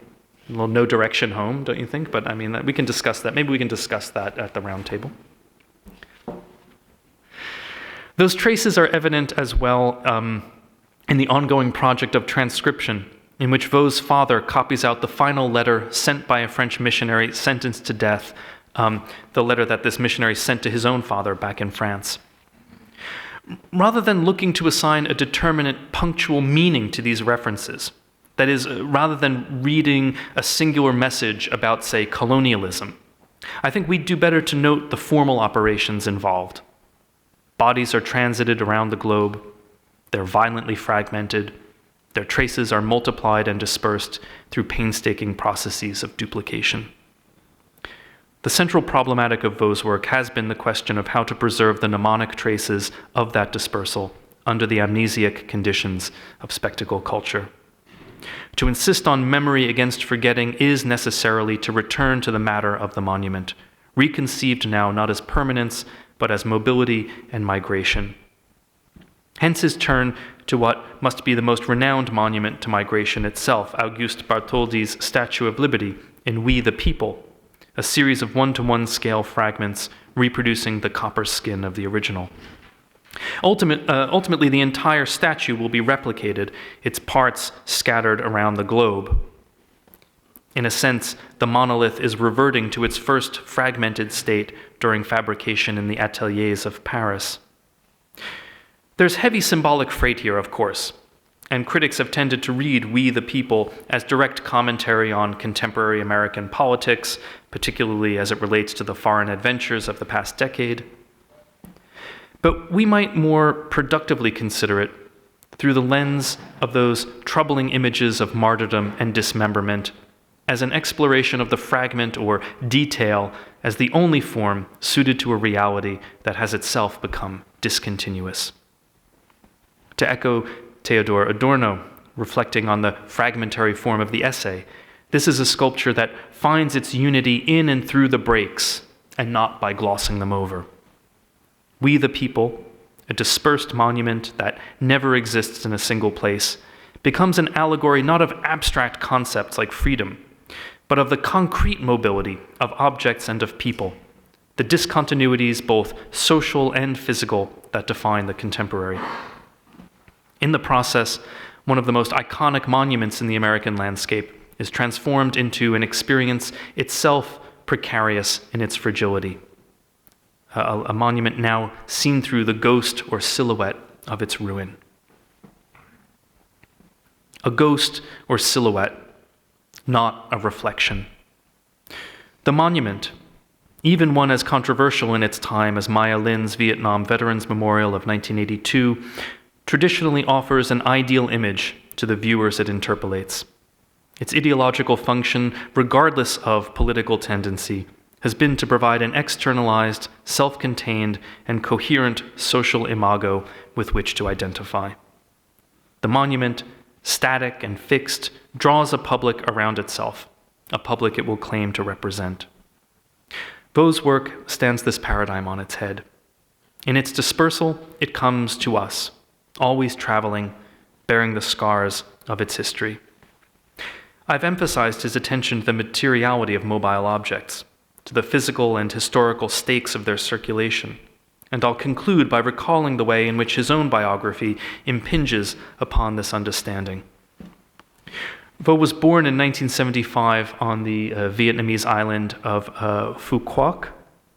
As South Vietnam was falling to the advancing armies of the North, around 40,000 refugees fled by sea to the island's fishing village of An Thoi, the location of an important American South Vietnamese naval base.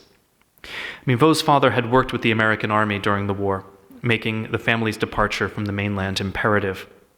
But Phu Quoc would hardly provide them shelter from the region's turmoil. After the fall of Saigon, guerrillas from Cambodia's Khmer Rouge briefly occupied the island, only to be forced out by the opposing communist Vietnamese, who would resettle the new regime's opponents. The new communist regime's opponents would be resettled onto this island there as farmers. To attempt to escape was to risk prison, but 4 years after arriving, Vaux's family fled on a boat built by his father, part of the wave of Vietnamese boat people in the later 1970s. Picked up by a Danish commercial tanker, they would be granted asylum there.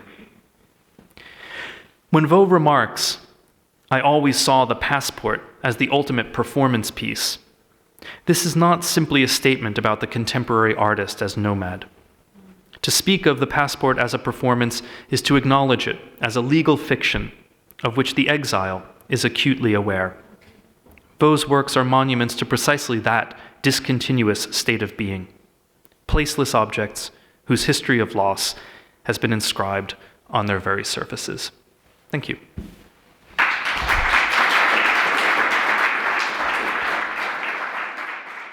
So thank you very much to both of you, Svetlana and Tom, for these wonderful lectures. I think they all contain so many refreshing, exciting thoughts and references that it's very difficult to start, even to start a comment. I will take the privilege of the moderator to formulate one question that I will divide in equal chunks addressed to each of you. And then we will circulate this microphone.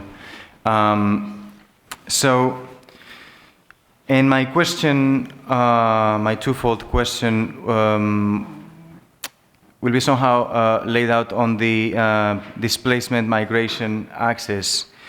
I will start with a question to Svetlana, because I was very touched when I read your book, The Future of Nostalgia, and touched in many ways, intellectually touched by your associations and your thoughts, but also by the fact that, well, we share the fact that we are expats, migrants, and in a way stateless individuals.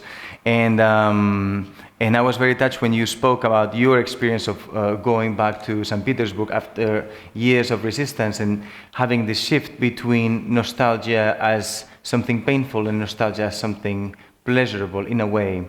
I see a strong connection that I'm not really able to develop, but I think you will definitely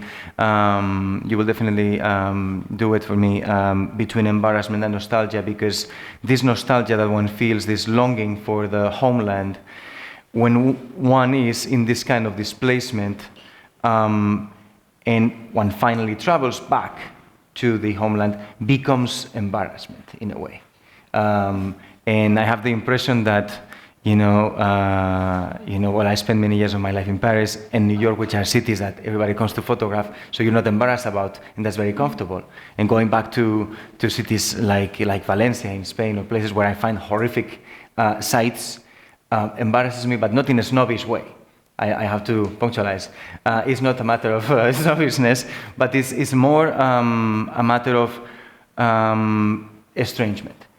And so I would like to ask you about your articulation of embarrassment and nostalgia as part of a sequence of affects, and how both affects inform the aesthetic experience for you and from your point of view, but also kind of create a handicap or something that create a handicap, or that disables communication in a way. That will be the question. Very simply phrased. I'm very interested in phantom limbs. So, speaking of panic, so perhaps embarrassment and nostalgia are both my theoretical phantom limbs for phantom pains and pleasures. But seriously, thank you very much for your question. Okay, I'm always looking for tropes that have not been conquered by high theory in a way, which help you mediate between your experience and theoretical and material world. I love Hannah Arendt's concept of passionate thinking, of going between experience and concept. So both nostalgia and embarrassment are kind of hinges which connect affect, but also irony, self-consciousness, loss of control, because I define nostalgia as longing for home that no longer exists, or perhaps has never existed. You dropped that part. And I always talk about the tension between sickness of home and homesickness, the two together. So, but for me, more interestingly, I haven't really thought about it, because I think I'm always escaping nostalgia into something new, and you're trying to tell me that, no, I'm continuing something. But both have something to do with this perhaps horizontality, time, and alternative way of thinking between postmodern, near-modern, and this kind of fluid, celebratory, digital globalism, which for me, I call it off-modern, just to give space for these different concepts. So nostalgia, interestingly, negotiates time, because supposedly it's a return in space, but it's also about non-return in time. So it puts time in... Can we just not photograph for a second? We've been doing it all night. It's okay, just a pause. To format the ideas, so in a way, embarrassment also has something about this drift in space and time. And in a way, I picked With embarrassment, I was very interested in physical and affectual. And also I picked on Smithson and Nabokov. In one case, it was a journey home. On the other case, it was inhabiting exile. So it was very interesting in connection to your talk. But in both cases, it was kind of embarrassing, both the modernist paradigm and this kind of critical celebration of global fluidity and anti-mnemotic, because embarrassment is about stumbling onto the bars everywhere. And in a way, nostalgia is also stumbling into algia, which is longing and pain. So it's always kind of running with the obstacles somewhere, which is both a handicap, but also perhaps a way of aesthetic reinvention of one's existential problem. You know, I couldn't help thinking as you gave the talk that somehow Chris Marker, who's such a presence in Cambridge this fall, somehow osmotically entered your mind, because I really thought Marker could just as easily stand as a third figure beside Smithson and Nabokov as someone precisely engaged in a drift, engaged in the same spiral conceptions of time, and even in some of the same historical moments and monuments you're thinking about for with us this evening. I mean, that was quite. But Svetlana, I would to just connect with the concept of drift that you formulated, and I think it's also very familiar to Tom, obviously, and I think that would it'd be great if your response moves to his field. When you speak about drift in connection with this interesting pair, embarrassment and nostalgia, do you think of drift as a productive process, or as a negative process of, let's say, isolation or entrapment into affect?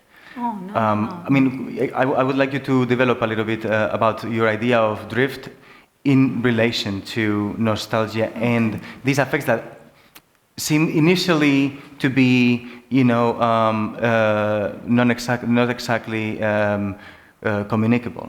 Okay, thank you very much, because I want to develop drift further. Of course, I used to use the words like swerve, zigzag, and then we taught a class with Professor Juliana Bruno, situationist, yes, drift. I also love words that is very difficult for me to translate into my native language, off-modern, embarrassment, drift, don't work very well. So I think for me, drift is interesting because also, first of all, I distinguish alienation from estrangement. Alienation is something that has to be cured with belonging. Estrangement is like a permanent revolution, constant defamiliarization, re-inhabiting exile. It's a more ongoing process. So estrangement is not alienation, doesn't have the same desire to have wholeness or belonging. So drift, in a way, goes together with estrangement, with the idea of swerve. And I really wanted to invoke very specific situationist practice, because we tried to do it in our class, and our wonderful teaching fellows who are here practiced it with students. To force students to drift in the digital age is incredibly radical. Well, drift and browse. Drift to force them into creative distraction. Without technological device, it becomes newly radical. This is why I like the off-modern, that you do not need to run into the celebration of the newest app and the app to remove the app and so on, the kind of meta app discourse. But the drift became newly, maybe we were invented, but newly radical practice, because it's kind of disconnection, like in Kulchas, don't build another monument, kind of certain form of sustainability, a new scenography, don't build another monument, make a different story and a different narrative. So for me, drift is actually new. Not everything is about nostalgia. It's a kind of some way of thinking about motion and narrative. Sure. And detour and kind of productive distraction that's not the same as technologically determined distraction and interactivity that's inframed by this global technology. So the last thing, if I can drop to Tom, I really liked the ending. I mean, I liked all of your talk, also the ending of it, including the ending. All right. I was not disappointed. I love the Benempton part and I love the exile part, because I also do share this great idea that passport is a ultimate performance art piece. I keep all my former passports. But the idea that exilic metaphor is very different as a kind of idea of mobility as global capitalism, and it introduces kind of different notion of mobility connected to exile and immigration, which is extremely important experience of 20th and 21st century that does not translate into circulation of global capitalism. So I think it's very important to bring those differences and read, which drift is also connected to some mini exiles within your native space. Sure. I mean, I think one area where we might be thinking in common, I could say something like the practice of drift depends upon, is founded upon, and reveals the uneven nature of space and time in modernity and in our present moment.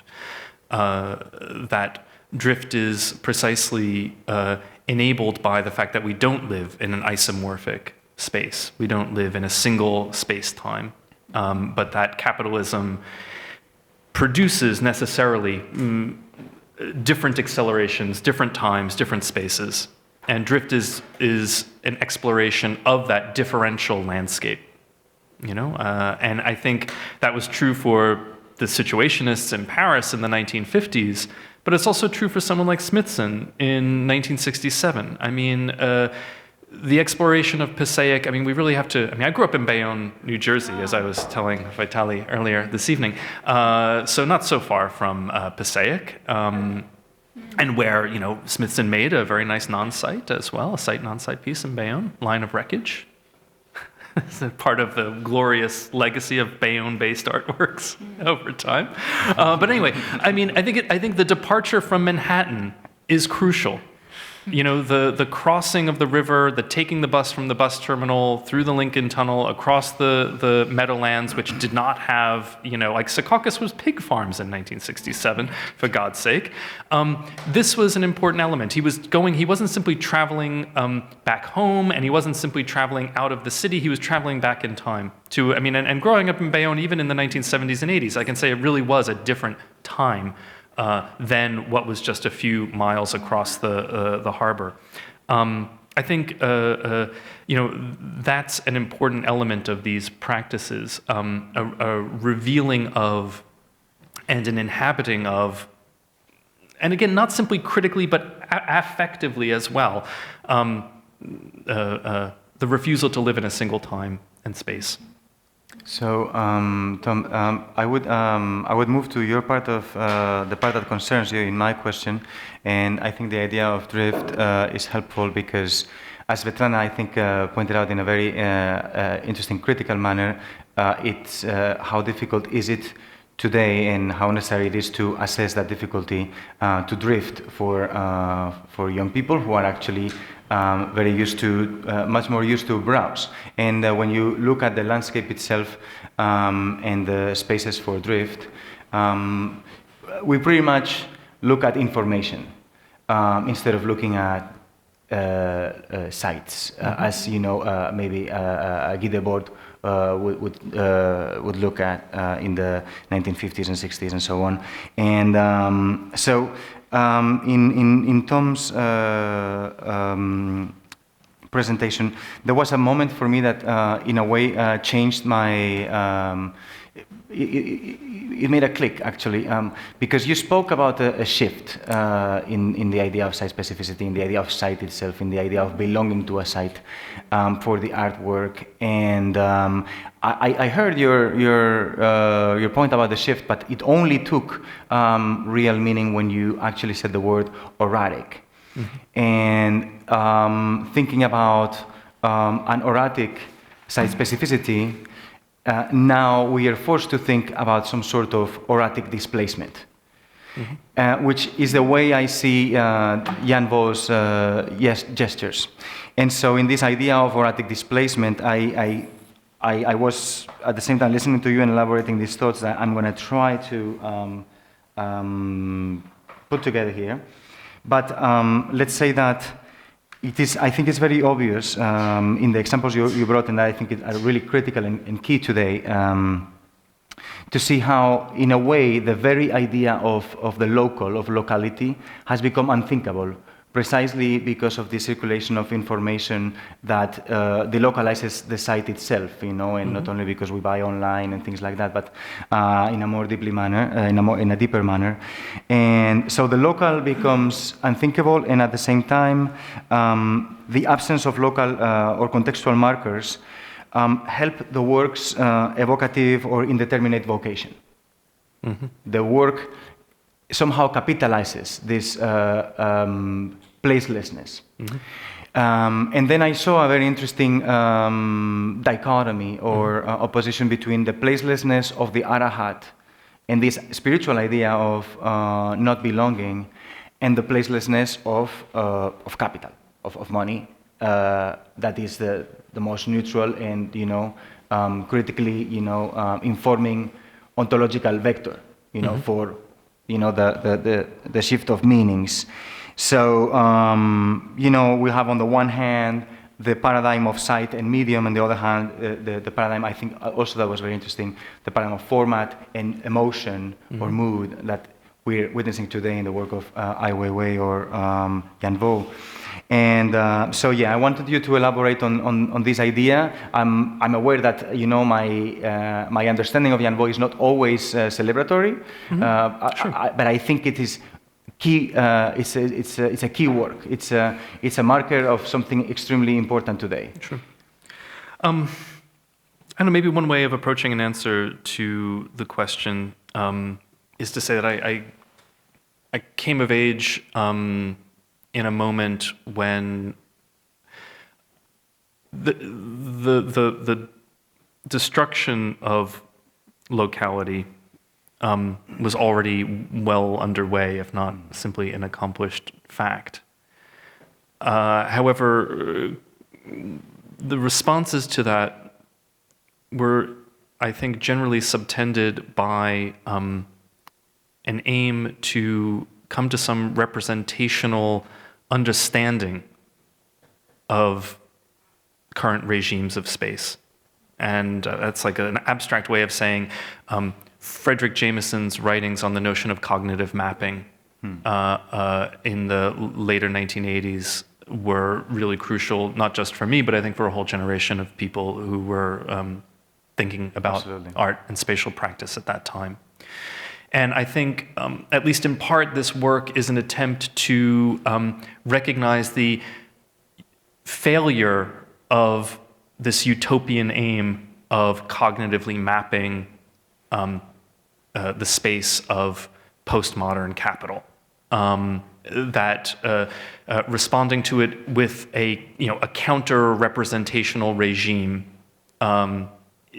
is just as unthinkable as the reinstatement of locality, and just as Kevin Lynch's project that Jameson, his urban project that Jameson bases his philosophical or theoretical project on is equally. I mean, we don't really.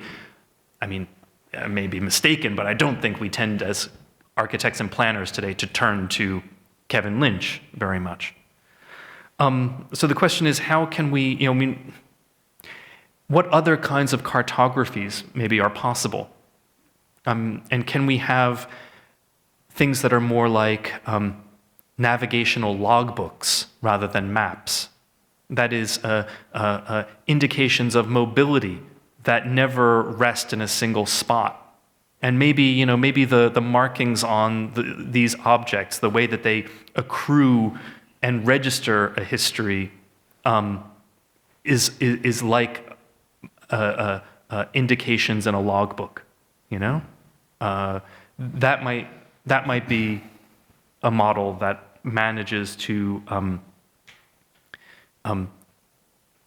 recognize placelessness as a fundamental condition and find a way of critically living in that placelessness. Exactly. Well, there was a time when placelessness and statelessness and all those conditions were considered critical, were considered elements of resistance, whereas today we've woken up to a world where actually that is precisely what makes them perfectly usable for for these networks that we're trying to avoid constantly. And yeah, I think it's a very complete response. I would like to share the microphone with you now. So if there are any questions, I'd be very happy to pass it on. Thank you, Maria.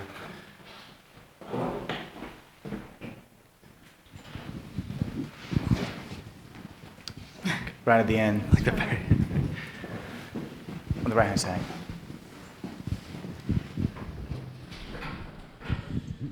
Really wonderful talks.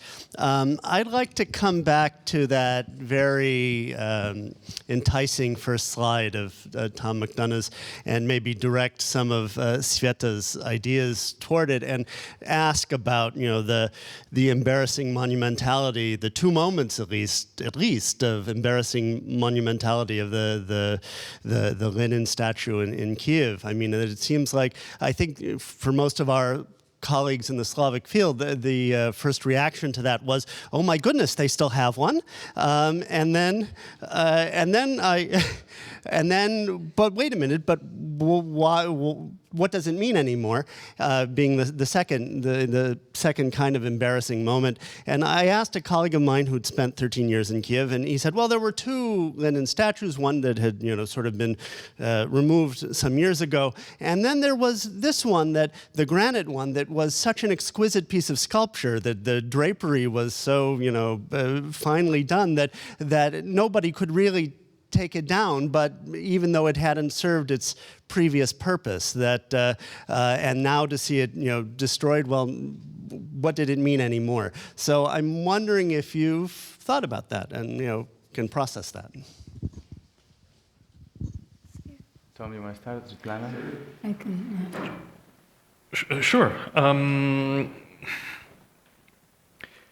Look, I guess, it's somewhat paradoxical for me to begin with that image because ultimately there's a way in which my talk is a kind of apologia for a certain notion of the monument, I mean, and an apologia for having these physical objects in our space, even if I'm calling for, yes, a radical, critical revision of the monument, of course, here at DIA, I mean, I wouldn't do anything less.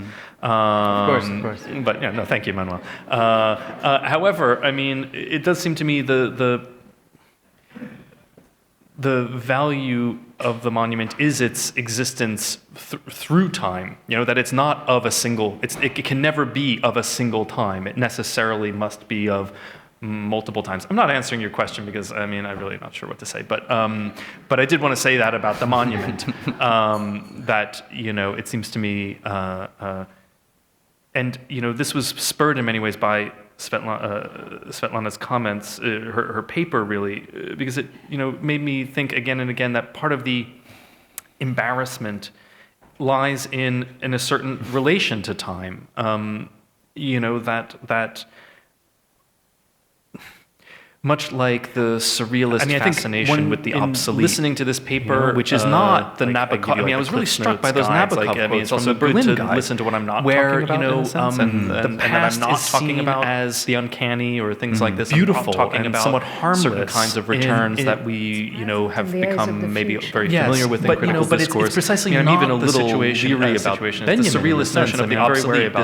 This, simply onto very familiar, not critical terrains. Certainly not present. Like that notion of a residual and uncomfortable generation of the grandfather or something like that. These objects that are too close to us for us to feel comfortable in their presence anymore because it reminds us of how backwards and silly we were, and not yet far enough back that they could be an antique. Well, there's a very specific political context that's also useful sometimes, to remember. And in a particular post-Soviet context, it was interesting. First, they were, pulling down monuments.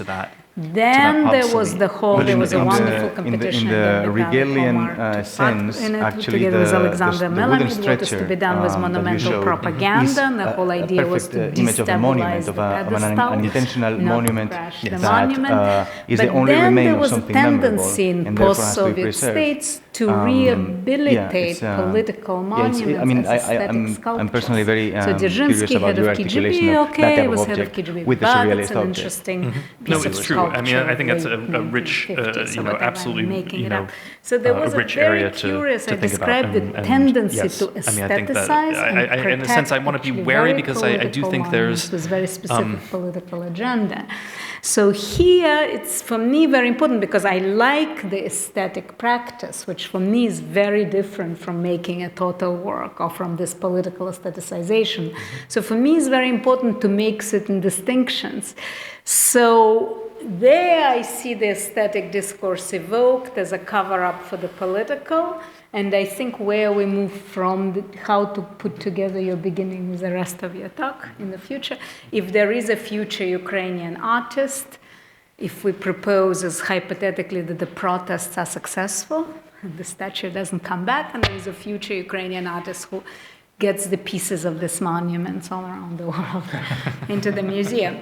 But this is, so for me, some political context of the uses of aesthetic discourse should not be forgotten. But can I just throw something about, there was all these interesting concepts of residual authenticity and unstable time.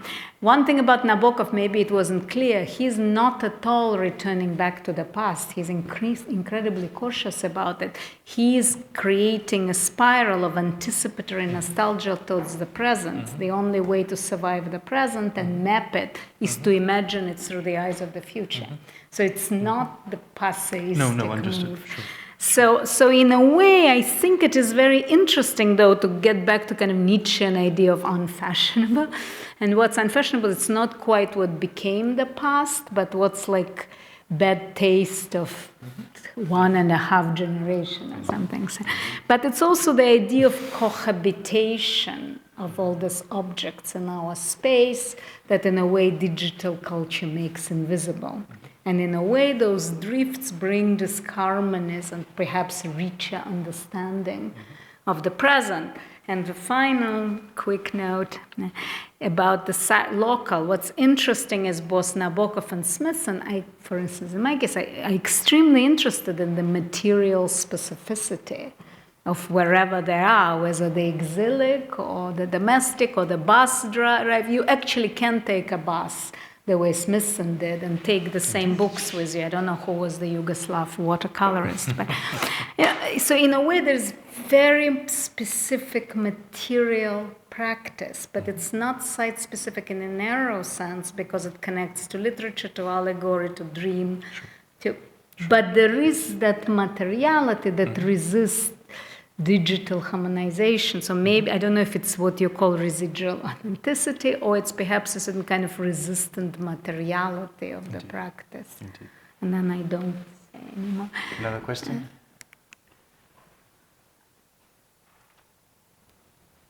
Come on, you came all the way down here. We can have a short pause, then people can think a little bit. Yes, Judith.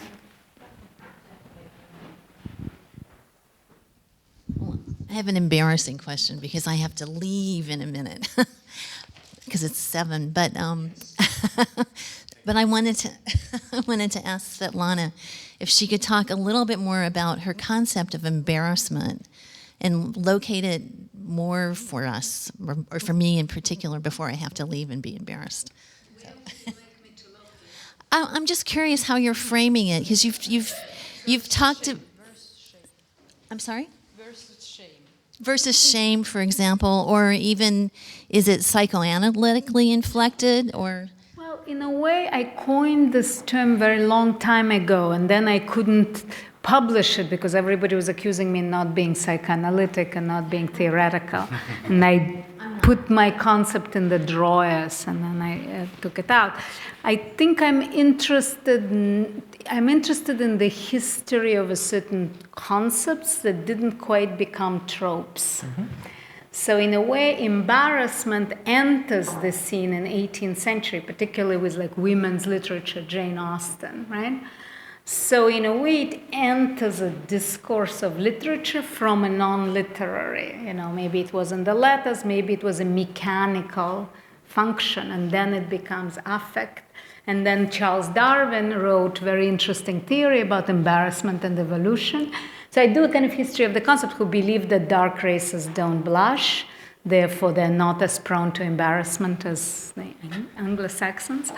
I checked if I blush or not. But I became very interested how this concept actually moves and does not enter high theoretical discourse. It's a kind of off concept that is evoked, but does not become a dominant concept. So I did not want to over-systematize it. My whole point was then I can take it and run with it and turn it into kind of a critic, not be embarrassed of the embarrassment. Because I'm kind of interested in that, as I call it, with Arendtian passionate thinking, moving between experience and concept. And I also love the fact for the monument that it has a monument inside, the bar, the barrier, the barrister, the obstacle, which kind of touches you. So I was very interested in this mechanical, material, and metaphorical.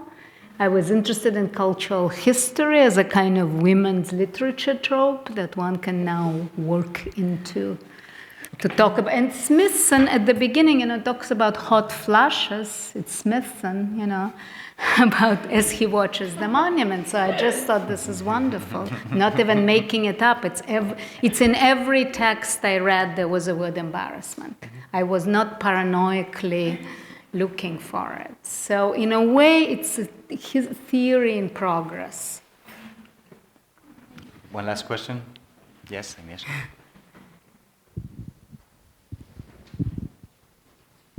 So I wanted to ask you what's actually a question to both of you related to this idea of dispersion and dissemination that I really found very interesting in Tom's talk. But I kind of am even like I have a deeper interest in the relationship between this dissemination and dispersion and monuments in relationship to memetics and something that is kind of parallel to the dispersion and dissemination that you were talking about. Some things that are in a way controllable by states, but a parallel, and I think this is what merges it when it was the talk of Svetlana, the kind of parallel life of how things become dispersed and monuments become dispersed through stories, through storytelling, and through memes, and word of mouth, and things that are not being controlled. And well, for me, this an example of this. How things become monumentalized through a story. I think a very good example is that I always use is the how the end of communism in Eastern Europe is represented in the iconography, in the world iconography, not by any image that comes from the Eastern European countries, such as Poland or Czech Republic, where the workers' movement appeared, but it's represented through kind of adventures of the meme of the Berlin Wall, because it was a more sexy image that ultimately was a meme that became monumentalized in a more sexy, beautiful way than the original. So how the representation becomes disseminated through how some things are more prone to be disseminated and become monumentalized through storytelling, as opposed to some other things that don't. Thank you. Who wants to start? I think.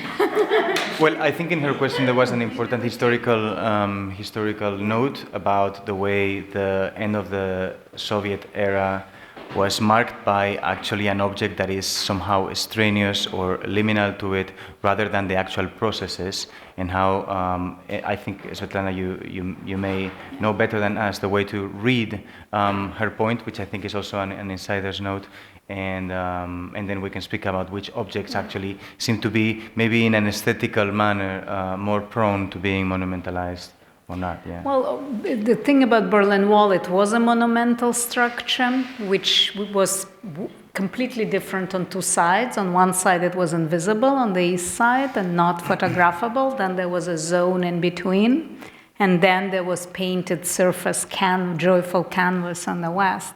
When it was destroyed, everybody, or many people can buy a piece of it. So you get commercial dispersal. So it's a kind of a perfect media. I mean, of course, the collapse of Berlin Wall was huge, but it was made for the kind of spectacle because you had a structure and you have dispersal. And I think it went very much west, and the pieces that were more precious were from the west because they got paintings on it. The pieces from the east, you know, it was interesting, though, that there were Turkish immigrants in Germany who were selling those souvenirs, so there was a real circulation. So for me, Berlin was actually very interesting. I did a project there. I don't want to go there because it's interesting that East German dissidents protected Watchtower, wanted to preserve it, turn it into kind of an art space because everything was being dispersed too quickly. So I can talk a lot about it, but what I think you are telling us, which is very interesting, maybe not to be so obsessed with the fetish monuments, the kind of soundbite fetish monuments, and bring in more stories with more smaller pieces, which you also did quite beautifully with your first piece, which was a narrative story. So bring more of those, which might account more for experiences than the monument. And I can talk much more about it, and we could do it after. Maybe we collect a few more questions and thoughts just from. No, we don't could have also time? think Okay. about. Okay. There are a set of. I mean, to bring this back into contemporary practice. I mean, you can think that there are artists who precisely work with networks of rumor, networks of the exchangeability of a story in an informal market of rumor, myth, and the like. I mean, Francis Alice has most famously done this, right?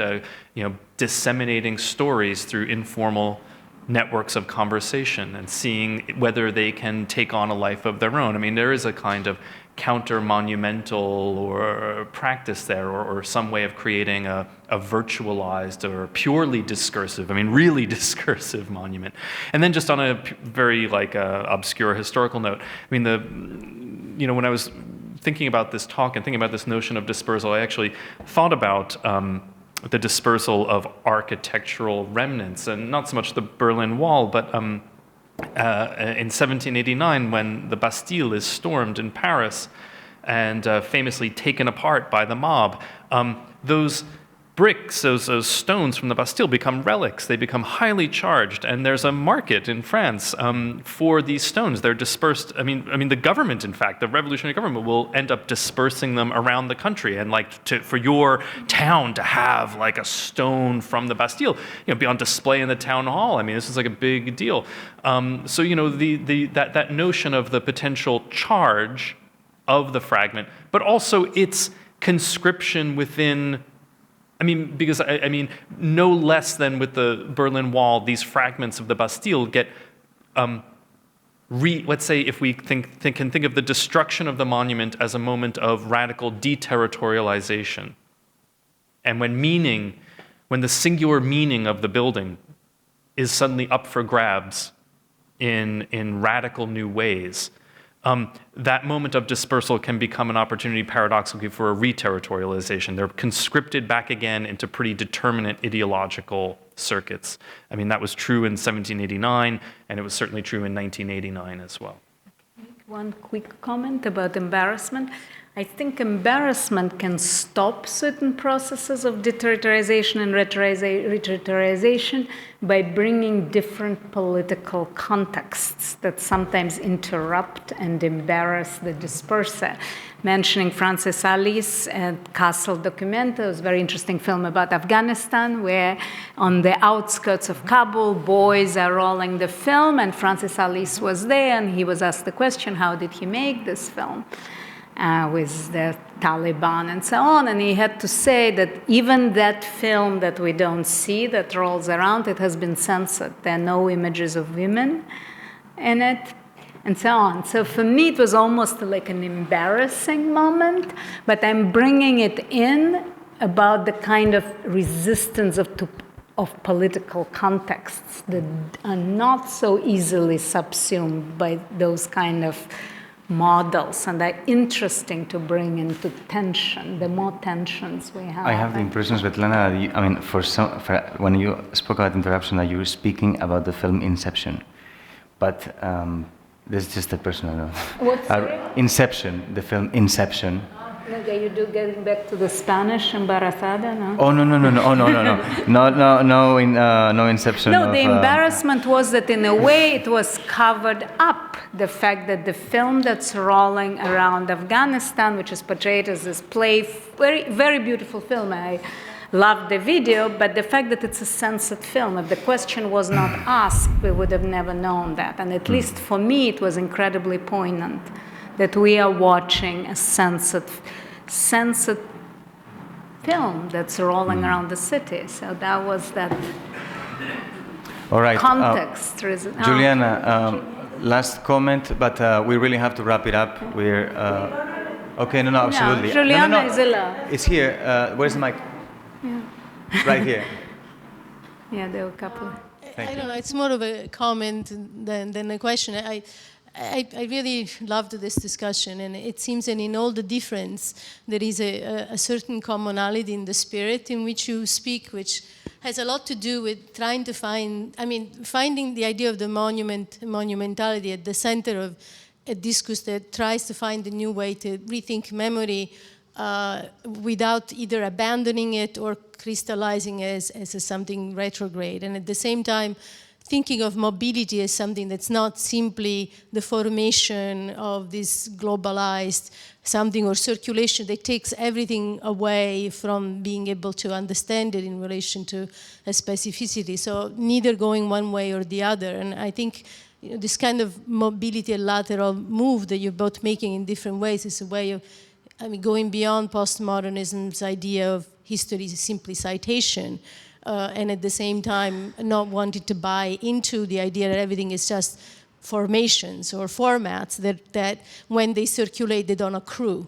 So it seems that, it's kind of, yours goes a little bit more towards the idea of the relic. In some way, it's interesting that I was thinking about this idea of mobility in terms of also narrativization or the ways in which the relic moves around and accrues, but it's also connected to the kind of narrative of when you do the stations, that things move around, in a sense, accrue a story into it. And you're talking a little bit more about ruins as kinds of forms of constructions, but both have a discourse built into it, where in a way the residual mnemonics is part of a way of finding a way for us to think. And I share that with you, and I think in the end, for me, it's really the materiality and the surface of the object, as accruing a kind of trace of a history.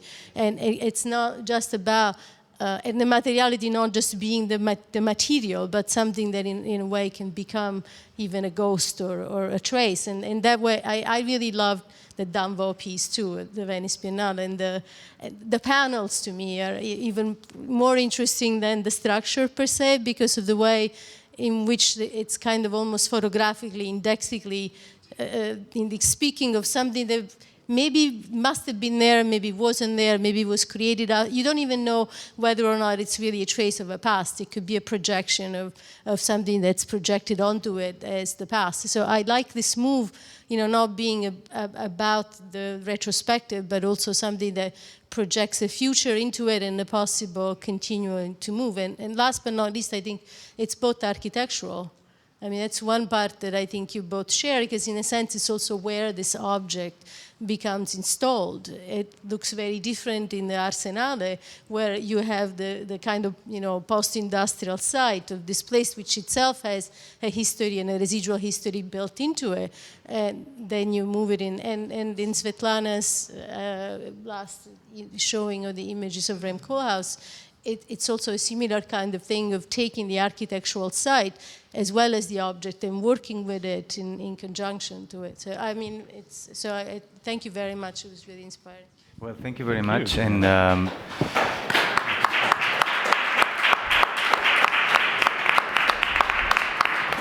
I was going to say thank you very much and see you in June for the second session of these discussions. Thank you very much for coming and have a good night.